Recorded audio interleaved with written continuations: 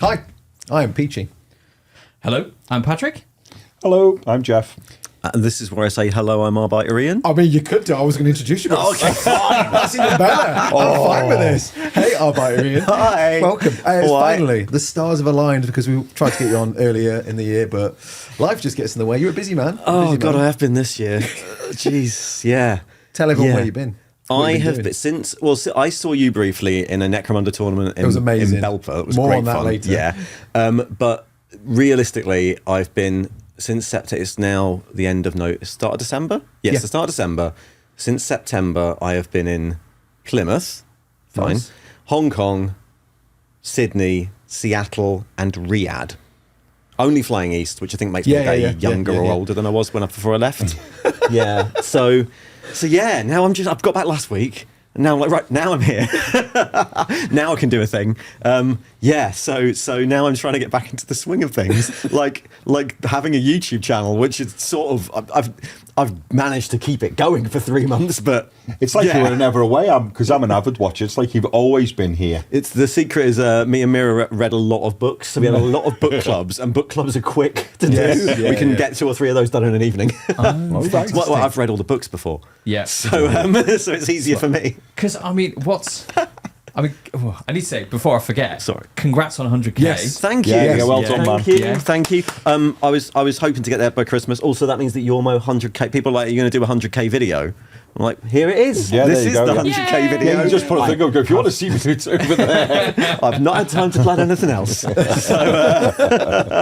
Bella's just wandering around doing the rounds. Yeah, getting Yeah, strokes, very strokes, good. everybody. Very good. She stopped growling at me now. She so- stopped growling at you because she's so ridiculously vicious. Hello. As you can see, I'm gonna horrendously vicious. You're one of the talking people. I see. Friend. Yeah. Couch friend. Oh, right. She's ridiculous. Yeah. This is it for the hour. Yeah. This is it, yeah. Growls at us when we come in the door. I mean, surprised. I mean, she didn't do it today, but normally I've got a motorcycle helmet on the leather, so I do look a little bit freaky coming through the door. But she's fine now. But yeah, She just like she's good, but she just likes to let people know it's her place, and you're honoured to be in it. Oh, yeah. 100k. Been going 3 years, you say? Just under, it'll be 3 years in February. Wow. Yeah, I started. Good going. The idea, the channel was like a bit of a. It was a very different thing when I started. It was a very deliberate choice due to lockdown. And it was like I was watching a lot of YouTube, and I was like, right, I wasn't particularly like, there was a lot of stuff on YouTube which I'm sure we're all aware of that was like, well, that's dodgy as hell. Yes. And I was like, well, actually, I think there's a room here for someone to like do something different, like, you know. And it was all a bit pie in the sky, and I just started making it at the end of lockdown because I was out of work mostly, and then it sort of spiraled. At the start, it was like, oh, I'm going to do things exactly in this way in order to present this. And now I just do all weird. Technically, I don't know how to describe. Technically, I'm a lore channel, I think. But Yeah. it depends which month we're Because I was talking going to about. ask that. Actually. I was going to say, you know, what was that the goal to start off with? Because I know you were quite highly regarded, certainly in marketing. People would like be listening to your videos to know stuff. I mean, I recently been like, because I know nothing about the Badab War, right? I'm aware of the Badab War. I know that it was like, oh, it's another Horus Heresy kind of thing. It was like Marines fighting Marines. Sort of, but I remember there was a nice piece of art with lots of different chapters, and I was like, which one's the goodies? Which one's the Gary baddies? Chalk one. Yeah. Yes, yeah. And obviously there's no goodies or baddies in 40k. They're all goodies. baddies. They're all goodies. In fact, how many times in that video about baddies do you think he said the word bad? It must be like 60 or 70. It's It was a brilliant video. joke. It was a joke because I started doing a series. Sorry, this is all like, whoa, going straight. Sidetracked as well. Yes, that's what we do, don't worry. I'd started doing a series on like each faction. And because that's what lore people do, and I was like, right, okay, I'm going to do a series on each faction. So, general, if no one's seen the channel, do you have time? Yeah. I was already one's seen the on channel. that camera. Yeah. Worked a treat. Essentially, mostly, it's sort of a lore. I talk about 40k lore and tell the stories. But instead of telling them over a very long period of time, I try and condense them down into like, this is going to be about 20 minutes. I'll sort of just tell you what happened. I'm not in world. If there's a contradiction in sources, we'll just talk about that. And this is sort of how it got to be that and why. Yeah. So there's a bit like last week's video was about the Black Crusades. It's like, right, I'm going to tell you what the 12 Black Crusades are, but you might notice they're a bit thin. And this is because in 1996 they invented in Baden and had told about these 12 Black Crusades he's been on, but only mentioned lines for a few of them. And then in 2012, they had to release a Black Legion supplement and had to make something up for them all. And then, so there's a bit of like, essentially it's a lore channel, but sort of in context. Yeah, which makes sense. Originally was a decision because a lot of the other lore channels were either very, very long in-world things. Yeah. Which I totally get. They're things you put on my painting, right? So they're very long things. Or they were people having an opinion which tended to be on the lines of the Imperium's brilliant, canon is completely set, anyone who tries to change anything's bad, and all this sort of thing. And I was like, right, maybe I should do a lore channel where I point out that it's changed quite a lot. Yeah. That's smart. And here's how it's changed. Yeah. And so a lot of the early decisions were that sort of thing, and now I've forgotten why you are. Wow, why did I start that? Yeah. Oh no, why did I start that? Why did I start that topic? Because we're talking about the Bad Ab War. Bad Ab War. Yeah. Right. Yeah. I don't know why I hold this thing. I cup it like that. Like I'm talking about the Bad Ab War. Because you're on about was it the Talos campaign? Taros campaign, which was great. I really enjoyed that. It was really they good. take ages to make now because they're the ones with the moving maps. Yeah, They've done a little animated maps. But they are really good, aren't they? So I was watching the Bad Ab War the other day, 25 minutes. Yeah. 25 minutes. Just so I could swat up about the Bad Ab War. And your graphics, I was just like, is it making these graphics? Because, as someone that, does this kind of stuff, when you start seeing all that, chucking in a bit of art over the top of a bit of talky bit, excuse my belly, is cool. I get that. But then all those moving graphics and stuff with the little symbols, that's like super impressive. Well, part of the fun of doing it is probably similar to you, Pat. Like, my job is adjacent to this. So, like, which helped a lot in terms of, like, the big thing they always say at the start of a YouTube channel is, like, to be consistent, right? You have to do something, try and keep to a consistent schedule, try and put out the same sort of thing to the same quality each time. And so, my sort of day job is I design live shows, but I specifically do, like, visuals and projections and things for live shows. So I've been using, like, Premiere and After Effects for 20 years. So... And although I'm not very good at like lighting people. I'm not very good at cameras and lighting people. I'm really bad at that. I had to learn how to do that to be a YouTuber. But a lot of the stuff's like hobby adjacent. So sort of the animated maps are like I'm no illustrator, but I can animate to that level. I can make little symbols and make them move around properly and do that at least in a way that looks amazing. It doesn't take too long to make. Right? Yeah. Yeah, like the effect of it is cool, but it also has to, like, if you spent 2 weeks animating maps, then you'd never do anything. Yeah, you'd never get anything done, would you? Yeah. You have allowed me to become extraordinarily lazy because I have some customers in the barbershop who are 40k fans, and like when Leviathan came out, they went, "Oh, all the new bit of lore and fluff at the beginning's really good, isn't it?" And I went, "I don't know, I don't read it. I just wait," and then eventually Ian tells me. And I'd love to say, I'm joking. I just go, no, eventually Ian will get round to that. I'll wait till then. Just call you up. Yeah. Speed dial.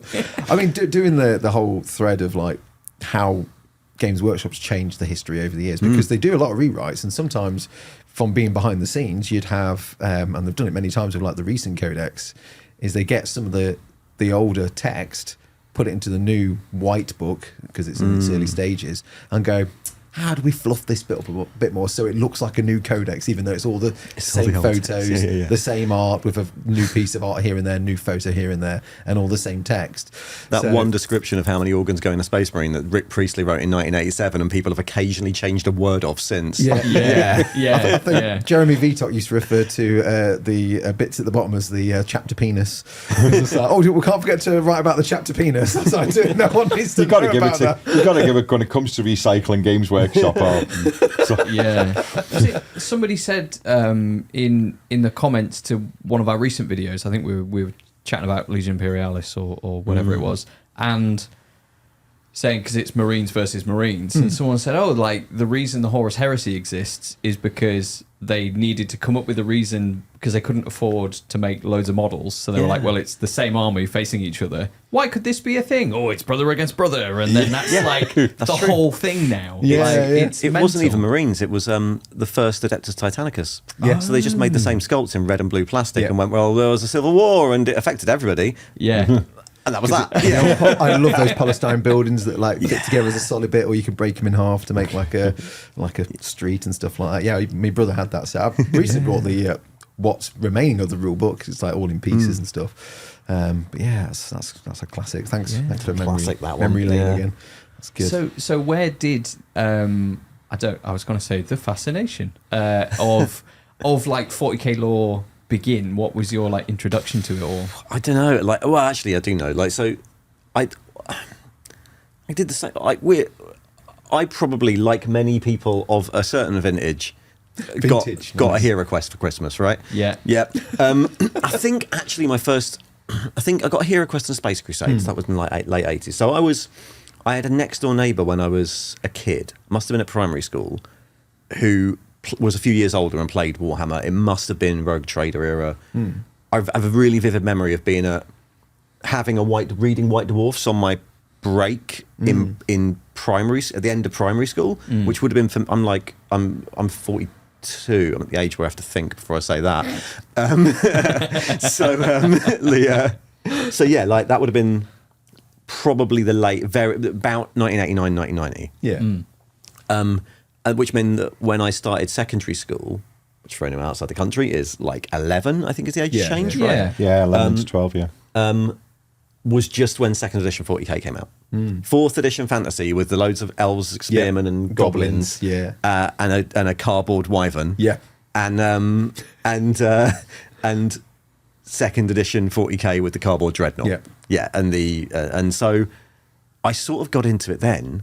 And sort of never stopped. Like we sort of were, as you do when you're a teenager. Essentially, every box game for Christmas was that Christmas. Right. So it was like, right, we're going to play 40k, then we're going to play 5th edition fantasy, which is the one with Retonians and lizard men. That was mid-90s at some point. At some point, it was Necromunda. At some point, it was probably Gorka Morka. There's some like all those things, just year after year after year. And then I just sort of never stopped. I had that bit everyone has when they're like 16, 17, where bands and girls got more interesting, so I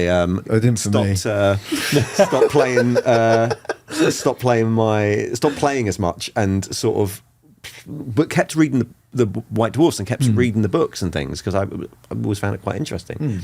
And then so I kind of skipped a lot of 3rd edition, and then got back into it. Like when I finished uni. Suddenly I was in the position of having a job and disposable income and still liking Warhammer, which is dangerous. Which would have been age, absolutely the target market, isn't it? To early 2000s as well. So it was when they had the internet, Games Workshop were online, and the chief important thing about that was that there was a catalogue of every bit you could buy. So you could go onto the website and buy any metal bit, and half the range was metal bits. It was even more dangerous when you worked there. Didn't you get it by weight or something? By weight, but also you could have it taken out your wages, and they had to stop that eventually because people were what could go wrong? They literally stopped because some people forgot to pay their mortgage because they didn't forget. They just put all the money into bits as opposed to actually paying their bills. So like we can't have this because we've got staff members like getting loans. See that being an issue. It used to be.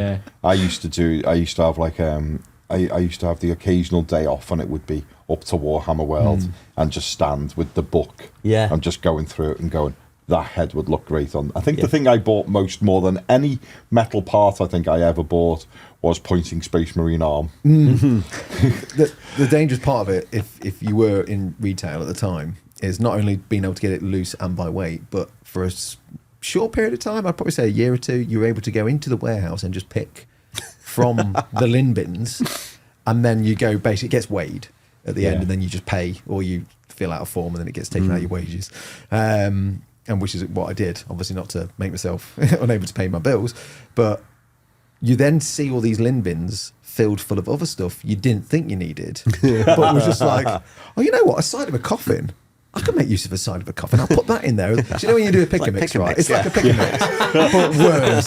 So you see your bag, I'll get a second bag, and then you fill up the next bag. You're like, I'll get a third bag. And you fill it. Do you know, it's funny though, isn't it? Because Games Workshop is notoriously expensive, but a pick and mix in my cinema is probably still more money than that. Yeah. It's crazy. But there is something like, so I don't know what the point you get into the lore is in that, but you just keep reading it until you know. And one of the things that's fascinating, I think a lot of people say about 40k lore particularly, is I've never really got into anything else as much. Like I'm a fan of like, you know, Star Wars and Star Trek and all the things you would expect, but I'm not as into any of them.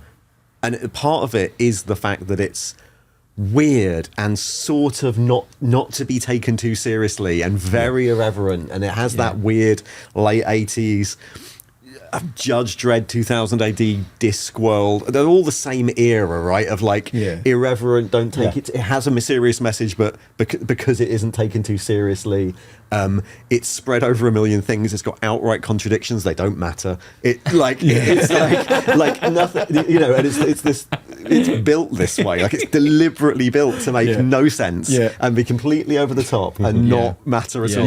And so there's something really fascinating about that compared to like Star Trek canon, or Star Wars, which I enjoy, but but it's a different thing. So there is something that's inherently then fascinating about it, because every new book is like, what they're going to do now. It's brilliant. It is, you know, and I've got to be honest, I generally don't read a lot of the lore in the rule books or in the codexes, but I like the novels, and I generally, I know it's not your preferred way, but I like them on an audio book when I'm driving, but you do read them and you think, I love them because they are just so ridiculously boys' own daft, aren't they? Like, you know, and I'll keep going on about it's like the only one I've ever read. It would seem, but I've just not long finished Spear of the Emperor. Oh yeah, brilliant. And there's a whole bit in that where they're going, they have a conversation with like this general for the Imperial Guard, and they're going, do we think we're going to be able to take this planet? And he goes, it's going to cost a couple of million lives, but it's a definite we can, and it's going to take a month. It's going to take 5 months, but we'll have it. And this Emperor Spears captain loses his rag, and he goes, I'm going to send a company of men down. We should have it done within the week. And he just goes, you know what I mean? As someone who served in the military, you can't go from 5 months to a week, no matter how good it is. You don't go from, and you know the best of it is, at the end of the fight, they're massively annoyed because they've lost 3 Marines. It's a cost though, isn't it? It's a big cost. You only go from millions to 3. It's just, and you know what he thought? And you know what? The first bit as I was driving, I thought, that's so cool. And then eventually, very quickly, the logistics battle runs through your brain. You go, that's utter nonsense. But that's what it was nice, right? Because you've got the serious conflict, war, logistics. You've got stupid action hero stuff, and then that same book is like a sort of Fall of Rome analogy. That's, you know, they're I like love that book. British Celt inspired. They're like sort of like ancient Bretonian Britons and things. Is how the naming works, and it's got that sort of, the Empire's gone. What do we do? Do we try and hold out? Do we try and stay Roman? Do we try and it's got that in it, and it's also got the weird, like, the population of the planet refused to look at the Space Marines because they're considered their dead sons.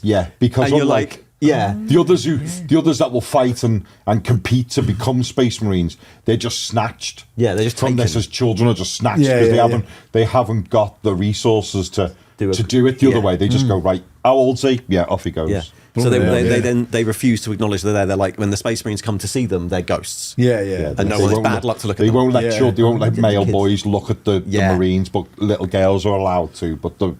And they always wear their helmet in front of the barbarian race as well, so they can't ever potentially spot their own kid. And all that's in the same book. It is. It's one book. That's a book 500. And then it also has a massively big chunk of just like Eldritch horror just in the middle of it as well. It's just got a really, really big chunk of weird, really horrific demon stuff. Ghosts. Oh, it's a really odd book. It does about 9 different jobs all at once. That's the thing about 40k. I mean, you know, you could argue about like the politics of it and this, that, and there's always the argument going, who's the good, who's the bad, who's no one cares because it's just made up.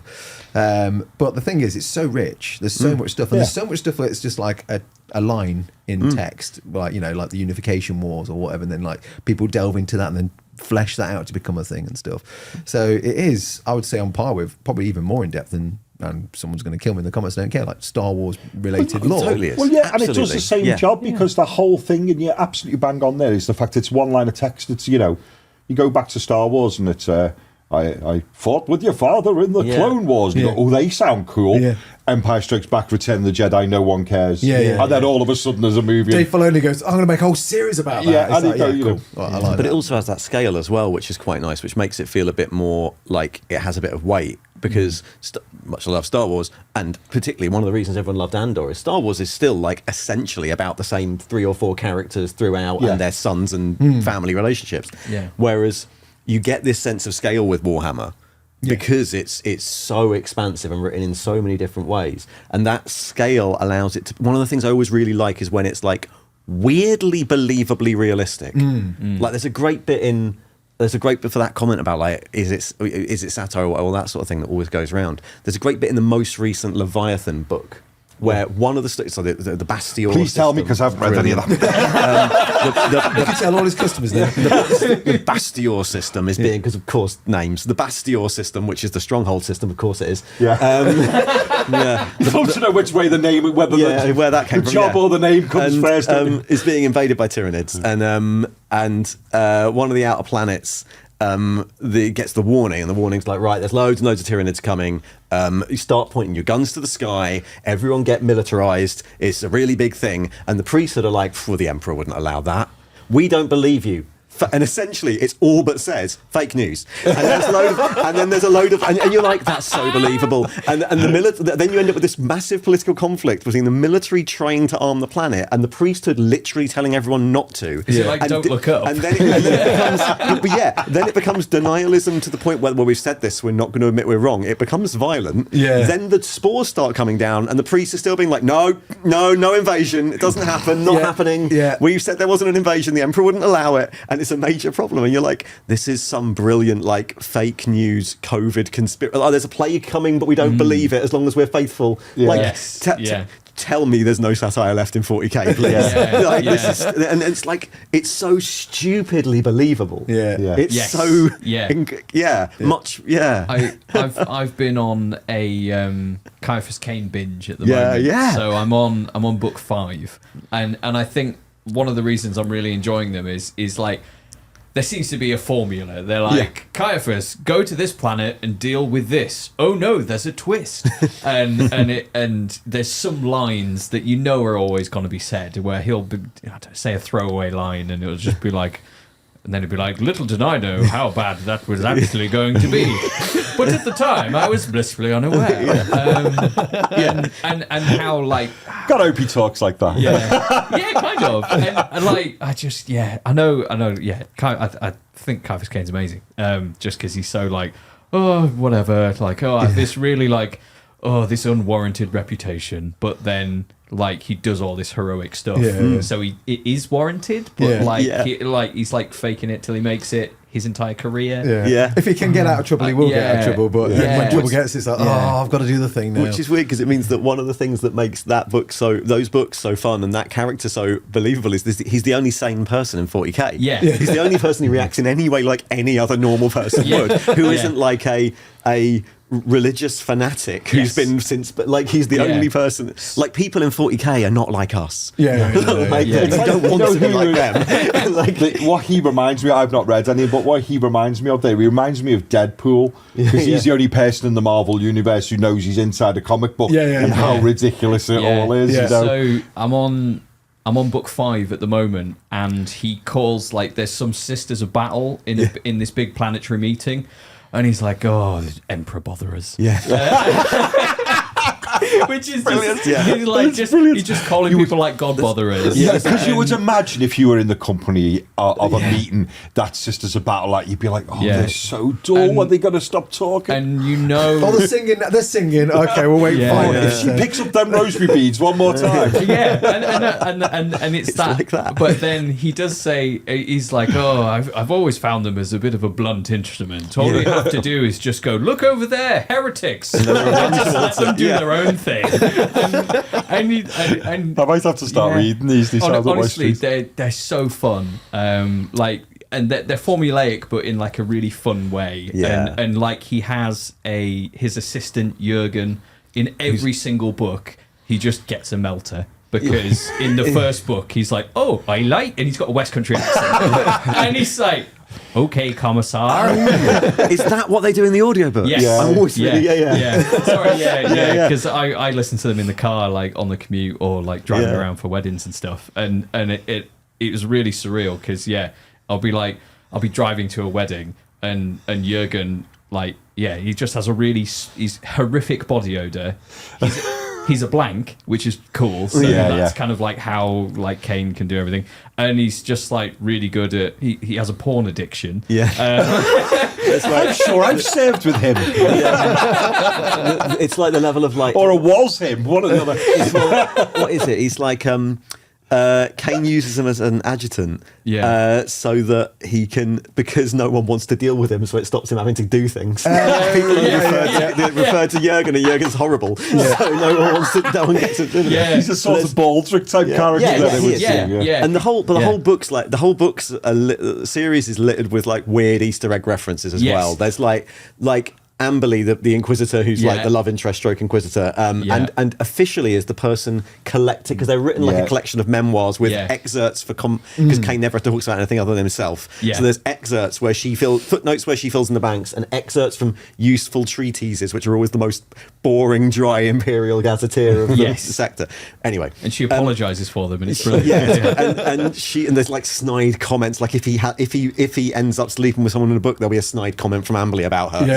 It's brilliant. It's really well done. But the point is, you meet her entourage, which are like a bit of a piss take of Eisenhorn's. Yes. There's a Savin who's just Uber Amos, but weirder. And there's that. There's like, I think Caves of Ice, the second book, is set on a planet called Simia Orichalci, which is, if you translate your COD Latin, monkeys of brass.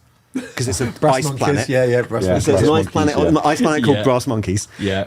I think the first one's set in a Tau colonized planet, which they call Gravelax. Yes. Which is Norwegian herring, like right? a fish. It's a fish. It's a fish joke. I only knew that because there's some like on an advert. Where some like northern guys in a restaurant, and it's the connotation. Northerners are stupid. And then he goes, "Oh, I'll have the Gravelax, please." And I was like, "Oh my god, fish!" When I was listening to it, it's great. So that's the Tau joke.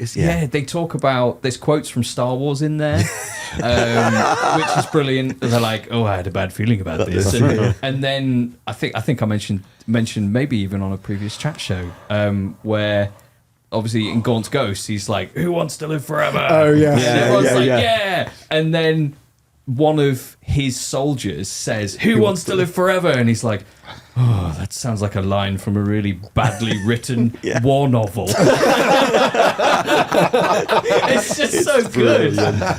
It's very good. I think one of the things I like about to point here how shallow my wife is. A couple of years back when Henry Cavill was attached to the Warhammer universe, and then my wife, who, bearing in mind I've been into this hobby on and off since 1998, suddenly went, "Anyway, Warhammer, what's that all about?" Right? And when I was trying to explain it, and then she went, and then I thought it was when you come out with a remark and then you actually think to yourself, "Oh, well, that actually is right. That isn't just speaking nonsense." And she went, "So who's the good guys, the bad guys?" She went, "The humans, the good guys." And I went, "No, everyone's the bad guy." I said, "The problem being is they don't know they are. Yeah. They just assume they're the good guy." And I said, and then I went to go, "Except Chaos." And I went, "No, even Chaos, because as far as Chaos are concerned, they're trying to say, he's dead. He's not really in charge anymore. You're all following the wrong thing." And so even from their point of view, everybody's the good guy. They all think they're the good guy, don't they? The Chaos Gods can't, like, it's not like Khorne can choose not to be angry. Yeah, absolutely. Right? Like, they have no moral agency here. They are just... Khorne they are what they are. Khorne's a sentient cloud of anger. Of anger emotion. He's like, you can't... He just needs to eat a Snickers. That's what it is. It's a really good thing. Like, I've mentioned this in a few videos, but it's a really good choice as well. When you're making lore for a game, it's just marketing, isn't it? You're making a load of marketing. We're all talking. We're all really invested in the marketing for a toy soldier game. It's all it is, right? And when you're making lore for a toy soldier game, you want this world where you've got to make the game. You've got to make the law so that every faction can constantly be fighting against every other faction, including itself. Yeah, absolutely. And the easiest way, and also you don't necessarily portraying it as like there's a good fight would then open you up to having to justify that. It's easiest just to make everyone bad. Yeah. Everyone's bad. War's bad. Don't do like it's all bad. Everyone's terrible. Yeah, and it's much easier and much more long lived to do that than like having to invent a Star Wars like light versus dark narrative that someone has to win. The Codexes do a very good job of that as well, because they and obviously the writers are super talented, but they always it's like a propaganda, isn't it, of your faction? Yeah. So every time you get the Codex, it's like if you're the Gene Stealer Cult, you read it and you're just like, oh, we are actually the good guys because we're all about community and there's these things across the stars that are controlling us a little bit, but we all love each other. But when they turn up, they're going to be lovely anyway, so it's fine. Exactly. But we will, just knife those other soldiers in the side and then take over. That's fine though, because they're baddies. But we're still building the things we were asked to build, and then setting it off in the ships, and he still does it with some extra people, with some extra arms, just to be on the safe side. But I always love that. It's just that every Codex you ever get, it's always from that perspective, except the Tyranids, which is then really interesting because it's all has to be first hand accounts of the Empire, doesn't it? Which is also really cool. I like that version of it. I think it's quite cool. One of the things I'm planning at the minute, I'm going through the Ailan Project to do a video on that, and it's a really interesting one because it's like, where do you start? If you don't know, the Ailan Project was one of the early Imperial Armor books. It's before Vrax. It's before Taros. It's after Taros but before Vrax, and it's entirely told in after action reports. So you find out slowly what has happened. Oh, that's Am I right cool. in thinking and communiques and things. That they built all these barriers, if I remember, because I read it a long time ago, that they built all these defences like Jurassic Park style fences to keep all the Tyranids out, and then the Tyranids just went, all right, we'll grow wings then. Fly over the top. It's like, it's Jurassic Park with Tyranids. And the people come to find out what was going on, and there's a load of inquisitorial cover-ups. But figuring out how to write it's quite an interesting one because you're like, I really wanted that scenery, but because it was all resin, it's all warped so much. It was that era of Forge World, wasn't it, where everything was quite bendy. If they ever do that scenery again in plastic, I'd love to see that, because all you're doing is really getting the Necromunda scenery, like the Zone Mortalis stuff, but shaping it like the new sort of Ash Waste kind of thing. Amphibian base. That would be so good to see that. But it's good set of stuff. I used to read those all the time on my lunch break at work, because we had I can't remember what the first one was. I think it was just Imperial Armor. Then it was like but the first few books were just here's a load of units. And then Taros was like, let's try and tell a war story. And they sort of did it like Taros was like a sort of Iraq stroke North Africa era war story ish. With Tau versus Imperium. Oh, okay. Yeah, that's when all the Taus start. That's when they released that, and they'd use them as now we're going to release a load of Forge World Tau vehicles. That's when you got the Barracuda and the Manta. That had been mentioned in the and then they basically went through for all of the 2000s, and it went through Taros, Amphibian. Siege of Vrax was 3 books. That's when Deathcore came out and all that, and Renegades. The Siege of Vrax.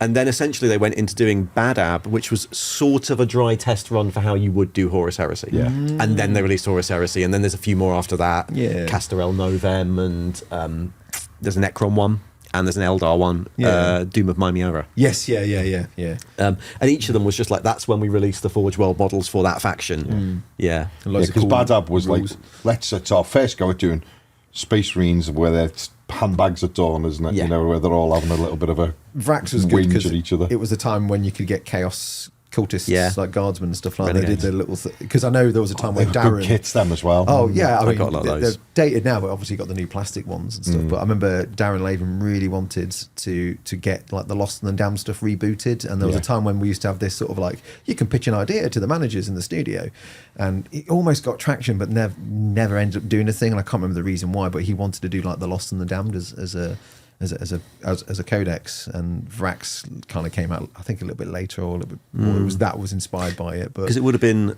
the Eye of Terror campaign, which was late 3rd edition. Would have been 2003-ish. And I would guess Vrax is probably around 2008-ish. So it was Eye of Terror the first time you got Black Templar rules, wasn't it? It was, But that was the first Lost and the Damned. Well, we're going into video mode now. In 1996, in the first Chaos Codex for 2nd edition, which is the big yellow one with Abaddon on the front. they had rules for a demon list and rules for a demon world list and a sort of chaos cultist list, a cult list. Yeah. And then the next time you got it was in Eye of Terror, everyone remembers the Lost and the Damned list, which was really, really flexible. Yeah, yeah. And then it must have been only 2 or 3 years later that, I wonder if it was in that era where people were like, shall we actually make this an army? Yeah. And then I think it must have come after Vrax then, that it was like, we maybe. need to get on this thing and do plastics of them, which eventually came into sort of Still no being. army. It's like added. I mean, I've made an army out of all those things, me which too. you can. Because the thing is, you could just build one and then you just use Imperial Guard rules, don't you? I mean, I play mostly Heresy nowadays. Yeah. So, and the Heresy's definitely got room for useless Imperialis militia.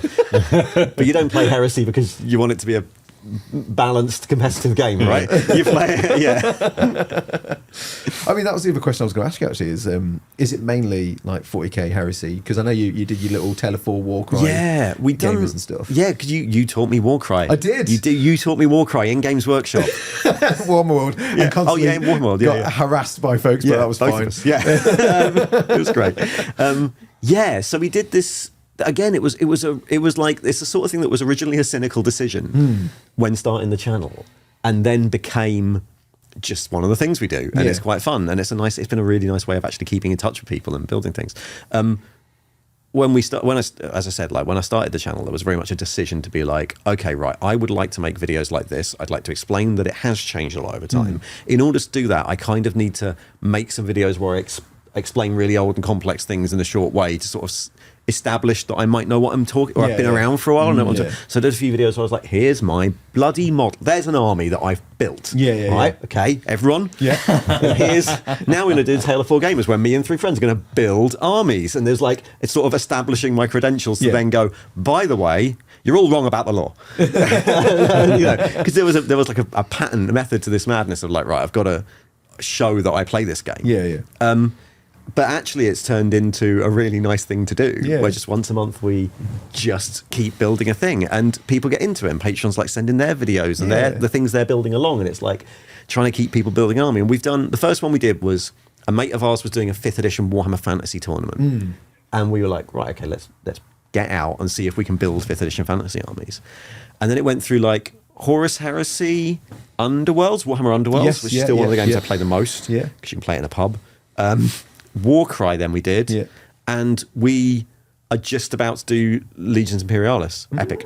Nice. But yeah, Warcry. So nowadays, I don't actually play a lot of actual 40k anymore. Yeah.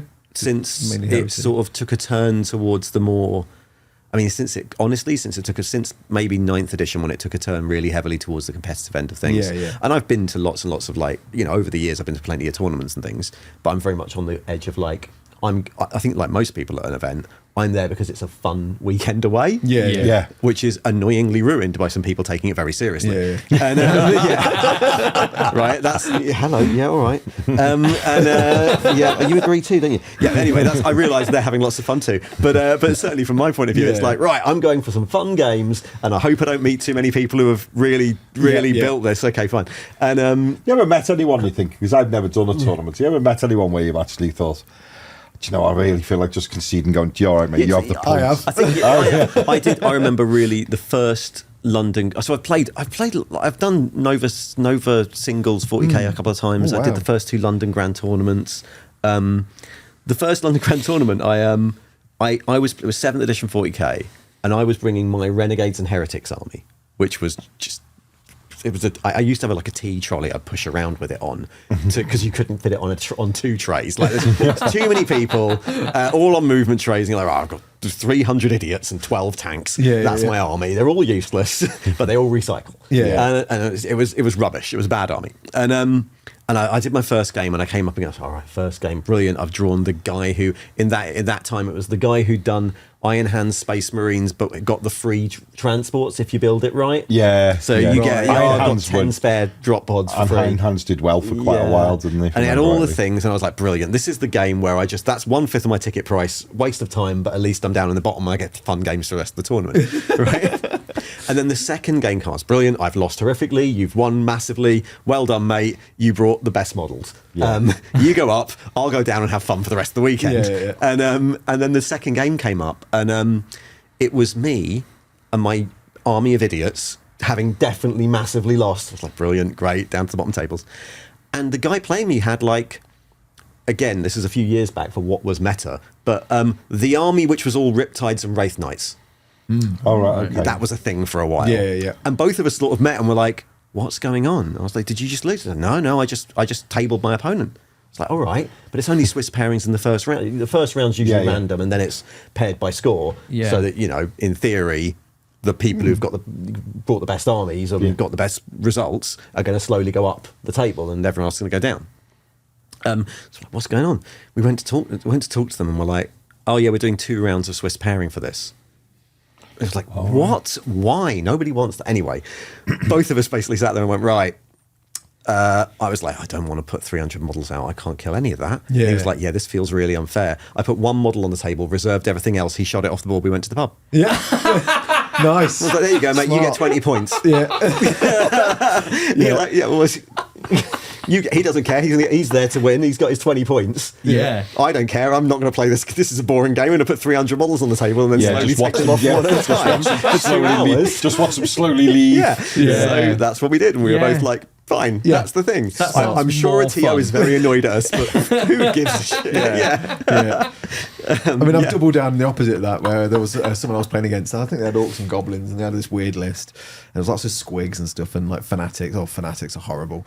And it was one of the GTs, and that was like the early days of me like going, oh, I'll try GTs because they sound fun and stuff, and no, they're not. I'd rather have my fingernails pulled at that time. It's a work. It's a lot of work. Yeah. And it's not only just you got to know everything about yours, but you got to constantly watch them because they will actively cheat if they can get away with it. Or at least that's the experience I had. I'm not saying everyone was like that. I'm just saying there was a couple of people I played against that if you didn't spot them, they would take advantage of that. And it was like literally the first turn, and I had taken what had I taken? It was Empire. And it just got, most of my units got wiped out. Yeah. And he was like, might as well call it there, haven't we? And I'm like, I'm not having that. I'm I'm not having you telling me what I'm doing. I'm going to carry on. I'm going to do another turn. Yeah. I'm going to do a whole new turn and make you wait. Yeah. Just I didn't last long. delay the inevitable. But I'm not having someone go, we might as well call it there. I was like, no. How dare you? I'm not doing that. It's not. I mean, like, I've not had. Like I said, I played a lot of those things, and I've maybe. I would say that once per event, when it's a tournament thing, like I also played lots of like the things we went to, the Necromunda thing, the Heresy events and things like that, where you generally don't do them as tournaments, they're like narrative things. You used to do a lot of the Imperial, do you know Greg from the Imperial Truth? Greg Dan? I might recognise One of the his big face. heresy podcasts. And he used to run these amazing events where the rule was the way he... So you'd obviously, heresy events, you tend to buy traitor or loyalist tickets. Yeah. And then it's traitors versus loyalists. You're fighting over a planet. The traitors or loyalists will win. We're not recording who wins points because it's about whether the traitors or loyalists win. Okay. And if anyone brings what is considered a bit of a dick army, they will. That's fine. They can do that because you can do that in Heresy. You can min-max your army and bring a really absurdly powerful army where your opponent has no chance.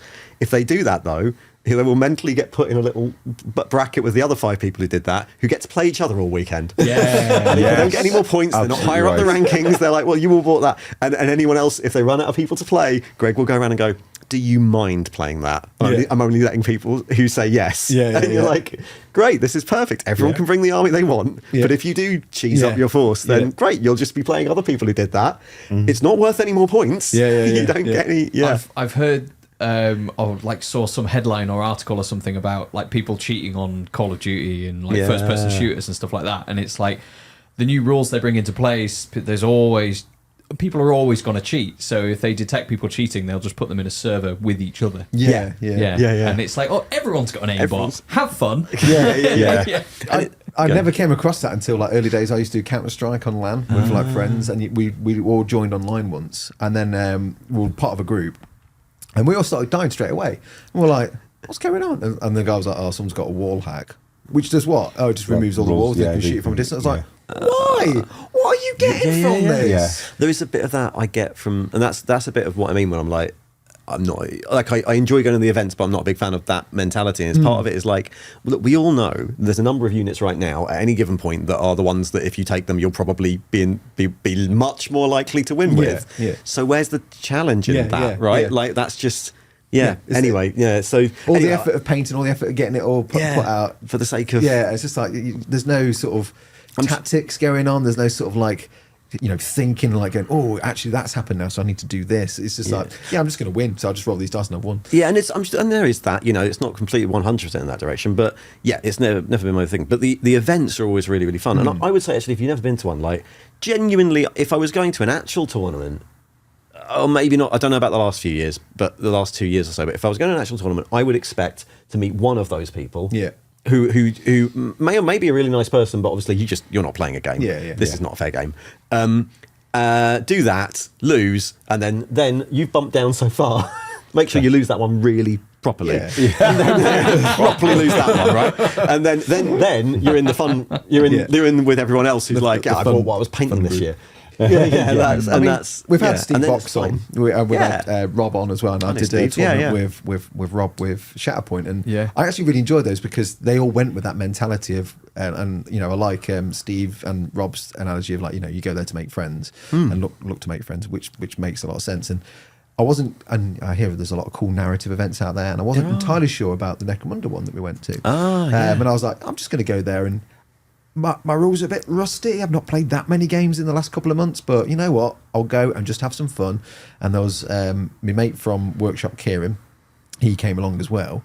And then obviously you said you were going, and I managed to play Kieran a couple of times, played you, and I was hoping to play some other guys like Steve, who was running the event as well. But then the floods were just rising up around Derbyshire and stuff like that. I was like, I might want to get home. But at least I got to play against your cops, which we was did fun. play my ancient space police. It was amazing because I've seen the video where you talk about RBTs, RBTs. I still don't know. I'm still not sure. You said you were going to do another one at some point about all the ones that you painted. Yeah, I filmed that months ago and I still haven't written it. Because I was looking for it. I was like, I'm sure he said he'd filmed it, but I've not seen it. RBTs through the ages. Like something like that. I've got it all filmed. I just haven't had a chance to do anything with it. But we played Shootout so that you could get away before the floods hit. Yeah. It was good. One direction. And that's like the most. That was basically open gaming. Yeah. It's run by Sump City Radio, who are a Necromunda podcast. Very funny, weird Necromunda podcast. Yeah. They run this event called SumpCon every year. It is just a load of the wackiest tables you've ever seen. Cool. Always sort of Halloween themed. All right. With custom missions on them. And you just pick a table and pick a person and play. Oh, fun. And there's not really any, there are prizes at the end, but not really. And it's just that. And it's, it was called The Gassed and the Furious because you got a drug called Gassed. And there was lots of cops. There was you call the police. There was little phone boxes for every table. So you could call the police. So if anyone had got the drugs, you could go, I'm going to grass on them. And take an action, use an action to call the police. And if you had spare enforcers, you could then deploy those, and then they did a thing, and then different groups would turn up. And didn't one of them have a special elite squad that was going around the tables from time to time? I'm sure maybe there was a thing like that. There was also someone tried to do a death race through the entire tables. Other people's games. So there was the organisers were doing at this point we're going to start the race, and you just keep playing. At some point the car will come onto your table and just keep driving down. They're all trying to shoot each other. There was that. There was an arena I did an arena fight against some Goliaths where I got to bring Lady Hera, the Pat Butcher of Necromunda. Amazing. Finally Pat made it to the table. I painted her with leopard print, Peachy. That's a different story. No, not that leopard print that you did on the same leopard print that I won the painting competition with. Beat me in painting. Beat Peach in a painting. Speed painting. And Lou. Yeah, you beat Louise as well. It wasn't really a painting. It was. I ran off to the toilet to use a hairdryer or use the hand dryer to try my bubble. And they locked me in. Yeah, we did a thing called... we did a thing called GriffCon, which was really fun. It's a little convention in Essex, and me, you, and Lou went down and were guests, and there was a lot of streamers who were guests there as well. And the way they did it, there was speed painting competitions that at some point we all had to judge. And the end of the event was right now all the guests sit around this table, we're streaming you live, you have half an hour, here's a model, go, and a big pile of paints in the middle.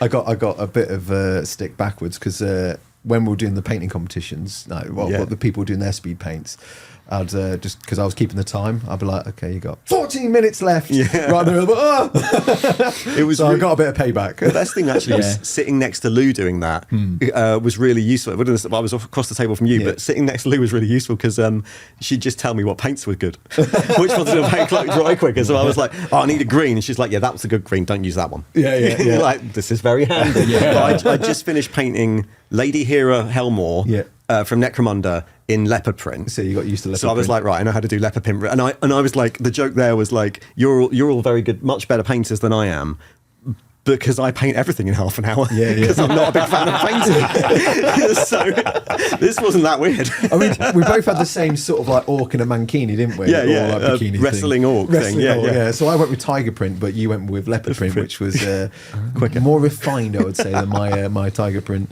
But yeah, having Lou next to you being like, yeah, don't use that one, use this one. Yeah, that if you mix those two, that'll make the colour you're looking for. You're like, it's really handy. Yeah. That was a good little event, that. I think we've been invited down for next year. Oh, fantastic. They've not said anything since, but I imagine as time gets nearer. And then we talked to the Remembrancer randomly, didn't we? 'Cause he was like looking at doing some stuff. I was about to say his name, and then I was like, well, maybe you don't do that. I don't know. Don't know. Just The call him Remembrancer. The Remembrancer. Yeah. That's how he's known on the internet. Sounds lovely ominous. Yeah, it's ominous. Met them at What does he do? Remember? He's a lore YouTuber of more of the sort of in-world sort of part, and does like a lot of character looks. I met a load of them, the lore guys at again, because they can walk around Warhammer Fest and no one knows who they are. Yeah. So I met like Voldemort and Remembrancer and a couple of others all at the same time, because they have a podcast, I think, where they all have like a little podcast again with their only voices. Who knows what they look like? And they come up to me at Warhammer Fest, and I was like, "This feels really weird because you're all much bigger YouTubers than me, but you're recognizing me, but I can't recognize you unless you open your mouth." Close your eyes. Really nice but really nice actually meeting everyone and that sort of thing. Yeah. It's one of the things we always like. One of the nice things about doing this is actually meeting up with people semi-regularly, like who are doing, because YouTubing is quite a solitary thing. Apart from for you guys, but for a lot of us, like YouTubing is quite a a very solitary thing. So then actually getting to go to the events where everyone's going to be and seeing the same little gang every time, and it's nice to actually make those connections and have someone to chat about. Tickled me at Expo, because we literally we went to Game Expo, didn't we? Obviously we went, and you just stay stationary for more than 5 minutes, then just more YouTubers seem to appear. What's going on? Every time we'd say, great, so we'd all be standing by Element Games, and then every time we're like, right, we all better go and have a look around, and we're like, yeah, great, see you later, and 5 minutes later all of us would be standing next to Wayland Games in a different hall. You'd be like, where can we buy toys from? Yeah. What was it? Because I remember chatting to Mikey, and we were like, "Oh, what was like the collective noun for a group of YouTubers?" And it was he came up with a clout. That was brilliant. Oh, so we'll move on to some Patreon questions a bit. Oh yeah, a favourite piece of 40k timeline or lore that you like to get your teeth into? I do. I mean, I'd like to get my teeth. My favourite bit that I've enjoyed doing is probably Bad App. I think it's a really nice. It's nice for a load of reasons, right? It's a bureaucratic mistake. Yes, which over a legal argument that turns into chaos corruption, which is brilliant. That's also what Vrax is. If you don't know the story, the way Bad App works is the Maelstrom is Warpstorm's Maelstroms there. They have a load of chapters, they put them around them, they go, right, you're the Maelstrom Warders, your job's to protect against all these pirates in the Maelstrom. Leader of the Maelstrom Warders is the Astral Claws, then you've got like the Mantis Warriors and the Lamenters, and you've got the Charnel Guard. And this whole sector, the whole region, the Bad Ab sector they control, and the other sectors, their job is to do this. And every single time they get close to pacifying the Maelstrom, the department are like, sorry, there's Tyranids, we need to redirect everybody. So there's some Black Templars help them out. They're almost at the middle of the Maelstrom. And then they're like, no, sorry, you're going to crusade against some orcs. And the Charnel Guard get redeployed, so they're just reduced in numbers. And there's this big thing where like constantly they're like being reduced but expected to protect it. And at some point, the Master of the Astral Claws, Lufthuron Blackheart, who is just Lufthuron there, goes, right, I've had enough of this. My sacred duty as a Space Marine commander, I am tasked to protect the Imperium. The best way for me to do that is to raise a massive army and pacify the Maelstrom myself. I am withholding our industrial tithes. We're going to use it to make spaceships and armies, and we're going to go and protect the sector. That is my job as a Space Marine commander. Yeah. The nearby sector goes, we need all that to fill our, we need all that ore and steel and things to fill our tithes, so that's illegal. And it ends up in this like dispute that escalates into, and every side is like, the Inquisition, the other sector send a tithe fleet to collect the tithe, who then mysteriously go missing. So then they go, well, we're going to ask for Space Marine chapters to help us because look, they're traitors. And then the Astral Claws are like, well, we're going to get some people who owe a debt to us to help out. And we're going to then go even more into like the withholding. We're going to make more Space Marines because our job's to make this safe. And it just escalates and escalates and escalates, and then you get chapters getting involved who just have personal grudges against the other one. Just because they were like, yeah, we'll come to fight the Lamenters, we hate those guys because they insulted our honor 300 years ago, and it gets that petty. Space Marines are so petty, and then it gets to a point where it's now all out war and neither can take it back. And then it gets to the point where, so you got like 20. You got the 4 big chapters on the secessionist side who are like, we secede from the rules of these contracts. We're going to protect this sector in the name of the Emperor, and they've got all their troops and it's their area. And you've got elements of about 16 others who come in and then get rotated out as they get defeated. The war goes on. The Inquisition are like, right, we're going to bring in the weird, crazy chapters like the Minotaurs and the Carcharodons who don't care who they're killing. And it gets more bloodthirsty, which then pushes the traitors into being. And you're like, it's a really old piece of lore. It's like one of the first bits of Space Marine lore ever written. Like it's like from 1988 in White Dwarf, and it's an example of how in that old Rogue Trader days, like it was meant to be that Imperial commanders were going rogue all the time. Like this is not a stable empire. People are constantly going rogue for reasons of being corrupted or for reasons of just stupid bureaucracy and internal infighting that leads to this. And it becomes this colossal, uncontrollable and damaging to everyone involved war that creates the Red Corsairs. And you're like, this is brilliant because it's the petty bureaucracy. It's got that Judge Dreddy 2000 AD silliness to it. It sounds like it's got a dash of the First World War about it as well. You go, well, he's my cousin. And it's got all, and it's got all this silliness. It also deals with Space Marine chapters that no one ever looks at. Like none of them, like the Salamanders are in it, and that's the only first founding chapter. Everyone else is someone weird. And so it's lovely. That's really fun. In terms of things that I would like to do, I would really like to do an Age of Apostasy one, which is another really good, like... Is that the Thorian... That's, Thorin Vandire. And the bit where everyone was like everyone was suddenly pulling away because the Ecclesiarch was the head of the Administratum and also mad. And so and paranoid megalomaniac who ended up in sole control of the Imperium. So then all the Space Marine forces and Mars were like, we're not going to talk to the Imperium for a bit. And it ended up having to be another sort of civil war. That I like the idea that the Space Marines decided to start their own WhatsApp group and not include them. It's that sort of thing.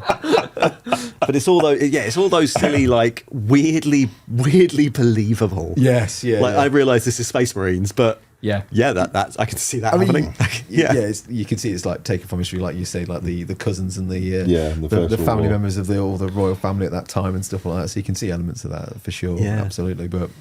It was really interesting listening to it, but Age of Apostasy then. Age of Apostasy. Yeah, there's loads in that you could do. Can I ask about the book club? Yeah, I always I always just love, and I assume you do as well, is just the absolute wonder that Miara has at how bizarre the 40k universe is. The tolerance for how ridiculously bloodthirsty the 40k universe is. Especially because, bless her, she's not someone big on mass violence in books. And it seems like I almost sometimes think, you go, we're going to read this, and I already sort of have a vague understanding of, bless her, of her tolerances to what she's going to read. And I go, oh, don't do that to her. Yeah, well, I'm not. I've lost all. I'm not picking anymore. I know. Like, it's the I mean, she is. Yeah, she's. So Mira's brilliant. Mira, if you don't know, we do a book. We started out me just going, wouldn't it be funny just getting my friend who does a lot of D&D and fantasy stuff. She's like an editor on contributor to 28 Mag, an editor on Weird Science. She's written for Dragon magazine. She's a long time D&D person. She helps run the panels at Dragon Meet. So she's like in the world, but just doesn't do Warhammer. And she's a very old friend of mine from back when we used to play in bands in our 20s. Nice. And so the idea was like, oh, I'm going to... Eisenhorn is meant to be the perfect gateway into Warhammer. Let's see if Miara wants to read it, and I can ask her. And that became like, okay, well, we'll read the other two. Okay, well, we'll read Ravener. All right, well, we'll read these other books too. And now it's a regular thing. We're basically doing a book club. Miara has her own channel where she then interviews the authors. So she's had Dan on. The channel's really good too, as well, to be fair. It really is. And yeah, but I was deliberately steering clear of some. There's obviously the people there who every single video will be like, get Miara to do the Night Lords trilogy. Yes, yeah. I was going to ask about Night Lords. But there's but I was like, good old skin in pits. Yeah, exactly, when's the Demon Kalaber coming? And you're like, no. And then I was like, well, maybe we probably shouldn't do the whole Horus Heresy. But now it's gone. Now she's got her own channel and doing things. It's gone bit. So now we're doing the Horus Heresy. And I'm like, well, we're 8 books into 55 books. You know, the bit that's really bad is... Do you really... The Gaunt's Ghosts as well. Well, I haven't read quite a lot of the Gaunt's Ghosts. And that can be horrific. I know, well, look, this is the fact that Miara's at the point where it's not massively aware of the fact that no one is safe within the I hope not never happens to him. And you know, that bit when you watch it, it goes, I hope not never happens to him, and you go, Which book are you on now for God's sake? We've done the first 3, but I think she's just finished Guns of Tanith. Okay, so that's she's the 5th just one, isn't it? Yeah, so she's at well into sure as sure territory. Oh no! Yeah. Oh no! Yeah. Oh no! Because I asked Elijah Fethinku, our audience, I was like, when do people you like start dying in Gaunt's Ghosts? And they were like, probably 4 onwards. So I was like, I'm going to stop at 3. It gets quite upsetting quite quickly after horrible. About 4. Yeah. You get like minor characters that die in the first 4, but like book 5 is where the biggies start going. Yeah. I believe. And it is quite crushing. I've heard like I've seen some threads on Reddit where people are like, oh, I was crying when this person, and it seems it's not like, oh, they had such a heroic send-off and they died like an absolute badass. It was just like, I don't know the specifics. Yes, but it's what you'd probably like expect. Band of Brothers or something. I won't say the name of the person that died, but the one that broke me was when a particular character died and they were on a particular planet and they went... really vague. I know, I mean, but it makes sense and I know where I'm going. And they go and find a guy that has got the coffin. Tanith wood. To build the coffin. I was a mess. I was a mess then. The whole thing. So they'd found there was wood that had been shipped off their planet before it was destroyed, and they make this person's coffin out of it. I was done. I was absolutely done. There's I think it's that same one where it shows you how things have dated. Where McCall is hunting a Dark Eldon Mandrake. Now, in the old days, Dark Eldon Mandrakes were just people. Were people that looked a bit gimpy. Like leather suits with like weird sort of masks and like bondage like bits around them and stuff like that. Saturday night. But they were like super Saturday night. It's my gear when I get home. I'm wearing it now. On the way home. Just not got the hood up. But yeah, so they were like these like super stealthy assassin kind of characters, weren't they? And he crashes into this planet, and he gets out, and then there's like a hunting match between like McCall and this Mandrake, whereas Mandrakes now are like weird shadow demons, which is crazy. So I was just like, nice one, McCall, you killed a shadow demon. They've had an upgrade since then, And that whole series is like, it's not going to get better. Like, there are families involved who are not spared this. Like it gets pretty horrific by the end of by book 12 or 13. You're like, whoa, okay. Is Gaunt's Ghost done now? I think so, but they're doing a few books in the same, like in the Sabbat Worlds Crusade. So there's a book about Urdesh come out, and there's a book about there's some spin-offs already. Like Double Eagle was the classic, like Firefly one. But basically Battle of Britain, 40k Battle of Britain. Yes, because that's Dan Abnett as well. It's the same planet, and I'm not sure if it's the same war zone at the time. No, it's not. The first you meet them in book 4 when they're doing the drop assault one. The Fantine then get sent off to a different war zone, because they're fighting against Anakarasek, whatever you can say. Anaquanarsek. Yeah, I want to say Anorak. Anorak Sek. But that's the other reason Gaunt's Ghost is so horrific is there's nothing. It's humans. It's humans fighting humans. Very little. It's probably quite You have realistic. that little bunch of Space Marines in one, don't you? Yeah, There's some right at the Emperor end. children Yeah, in one of them. There's an Emperor children right at the start, and there's Yes. some Yeah. loyalist. There's like 3 loyalist Space Marines near the end. Yeah. But otherwise, it's pretty much just people doing Yeah. horrible things to each other. Yeah. And it makes it scarier. Yeah. Because they're Yeah. fighting chaos most of the Yeah, time. it's Yeah, all yeah. They're chaos. fighting all the these Blood different Pact. factions. Yeah. Yeah, Oh, they do a lot of go it. through. I mean, I need to. That might be a video as well. Is do the different factions because there's Yeah. like the Shriven, there's the Blood Pact, Yeah. there's the The Sons of Infardi. Sek, the Infardi. I started doing an Infardi army, Yeah. and I was using Empire flagellants with like beardy heads and lasguns because they're all like in like preacher robes, aren't they? All like Yeah, in these yeah. robes and stuff, but they have like luminescent lime green tanks. rogues. Yeah. Oh, wow. Which And are like weird tanks. They're Yeah, like, yeah, they're like yeah. Urdash 8020 or Yes, something. yeah. They kind of sound like World War II tanks. You've got some really fun ones. Dave Taylor did a brilliant Blood Pact army back in the day. Like, was really good with Stork tanks and Yes, everything. yeah. And there's also Zoika. Zoika, Ferrozoika yeah. would be an yeah. incredible one to Yeah, do. yeah. So many different factions. In fact, Ghostmaker, there's quite a few. Yeah. Because I remember that I can't remember if That's it's short Shriven stories, yeah. or not, but there's like a load in like clear plastic or greeny clear plastic sort of like hazmat suits with like Yeah. gas masks, and I think they're Oh, nurgly. Saturday night again. Got quite the wardrobe, Jim. Oh, well, you know. I'm a man of varied tastes. Yeah, But that really variety is seals the in the spice of flavour of that life. outfit, though, That's the doesn't one. it? Yeah. You know, I was supposed to be going, should have gone on a good jog in it first. Me But jogging. yeah, there's a lot of good. I mean, Gaunt's Ghost is my first sort of. I was aware of 40k, and I read a lot of little bits and bobs from the Codex and stuff. But the first real novels I got into, so they'll always be like a firm favourite. So that's definitely my era. The Sabbath. Yeah, I got stuck in an Abnet loop, I think, because I think I did Eisenhorn and then moved into Gaunt's Ghosts and pretty much stayed Pretty much, yeah. around there, really. Also, like, you know, it's a story about a initially hated commander leading a small ragtag bunch of green dragged stealthy sharpshooters, green dressed stealthy Yeah, I wonder what sharpshooters that's through a based load off. of different war zones on special missions. I can totally see why you'd like that, Peachy. He just doesn't say bastard enough. In it. That's the only downside. Well, I was funny enough. I was talking about it the other day. We was talking about potentially if TV ever happens, and I was saying, even if you'd never read 40k and you had no interest in it, if someone just went to you, there's a TV show coming on soon, and you go, "Oh, right, and what's it called? It's called Gaunt's Ghost." And you go, "What's about?" Imagine Sharp, but it's in space. You go, "Yeah, I'll watch that." What do you want? Sharp in space. You just go, "I'd watch that." More down about that. Grumpy leader, Sharp in space. You go, "Yeah." He is a yeah, bit of man. a grumps, isn't Yeah. he? Bit of a Yeah. grumps. Right. Unless you got anything else you want to discuss, because I know you chucked a load of questions at me. yeah, didn't you? but only because I didn't know if you had like an agenda for these, I or it don't was really. just a We random sit chat. down, we chat. Yeah, what have we talked about? We talked about lore. We talked a little about tournaments, which Yeah. are fun. Everyone should go to them. Oh, You yeah, should go to them. They absolutely. are fun. People are nice. I mean, you did mention about like because we obviously you do it and we're kind of doing it is like different content in our channels because we predominantly I started off doing paint guides with Pat, then we moved mainly to chats and we do paint guides, but then we now do the odd battle report.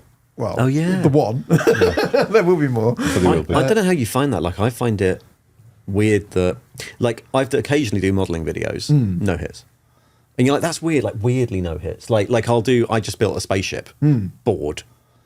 It'll get hit, but it'll be like a tenth of anything else. Yeah. I'm like, has YouTube pigeonholed us so well that unless it's 40k lore, Yeah. specifically, that How it do doesn't get any traction? Taylor 4 Games videos do? Do they do okay? Not brilliantly, but we Yeah. enjoy doing them. They're probably not the most... Your friends are lovely, yeah. but I've now met and spoke to each of them Yeah. individually. Are lovely people. So Yeah. Lackey from Zilpazorp, I chatted to him Yeah. about this, and he was saying that he did Middle Earth strategy battle game, lots of Lord of the Rings scenery builds. Yeah.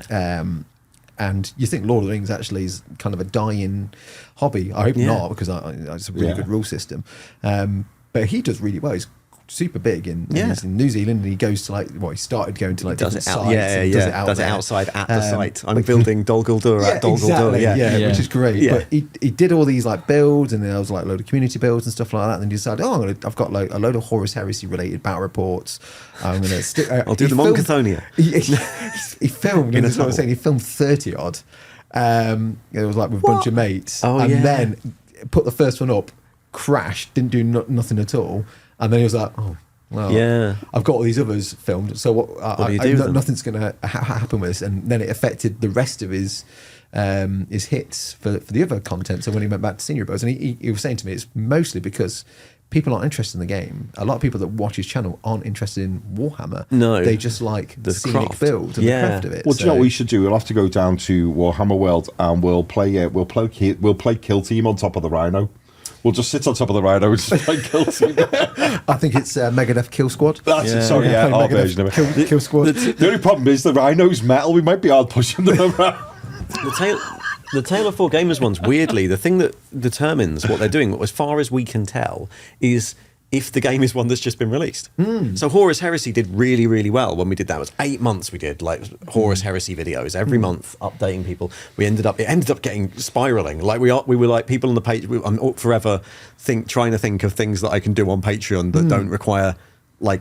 We've spoken about this before, like having a normal job while you're being a YouTuber, like things I can do on a Patreon that don't require me to actually do extra work. And one of them was like, okay, we'll get Patreon people to send their photos into their building along, which became huge. I had like 50 updates. Every show would be like, right, I've got 50 people have sent me updates, and then there's R4 ones, and it got really, really big because it was on its way out and it was being released. And then when we did Warcry, I think it was like, oh, maybe 2,000 people have watched this episode, but we're all still having fun. It's still a fun thing to do. And we get to it's a nice way to sort of keep in touch and catching up and actually forcing yourself to learn new games as well.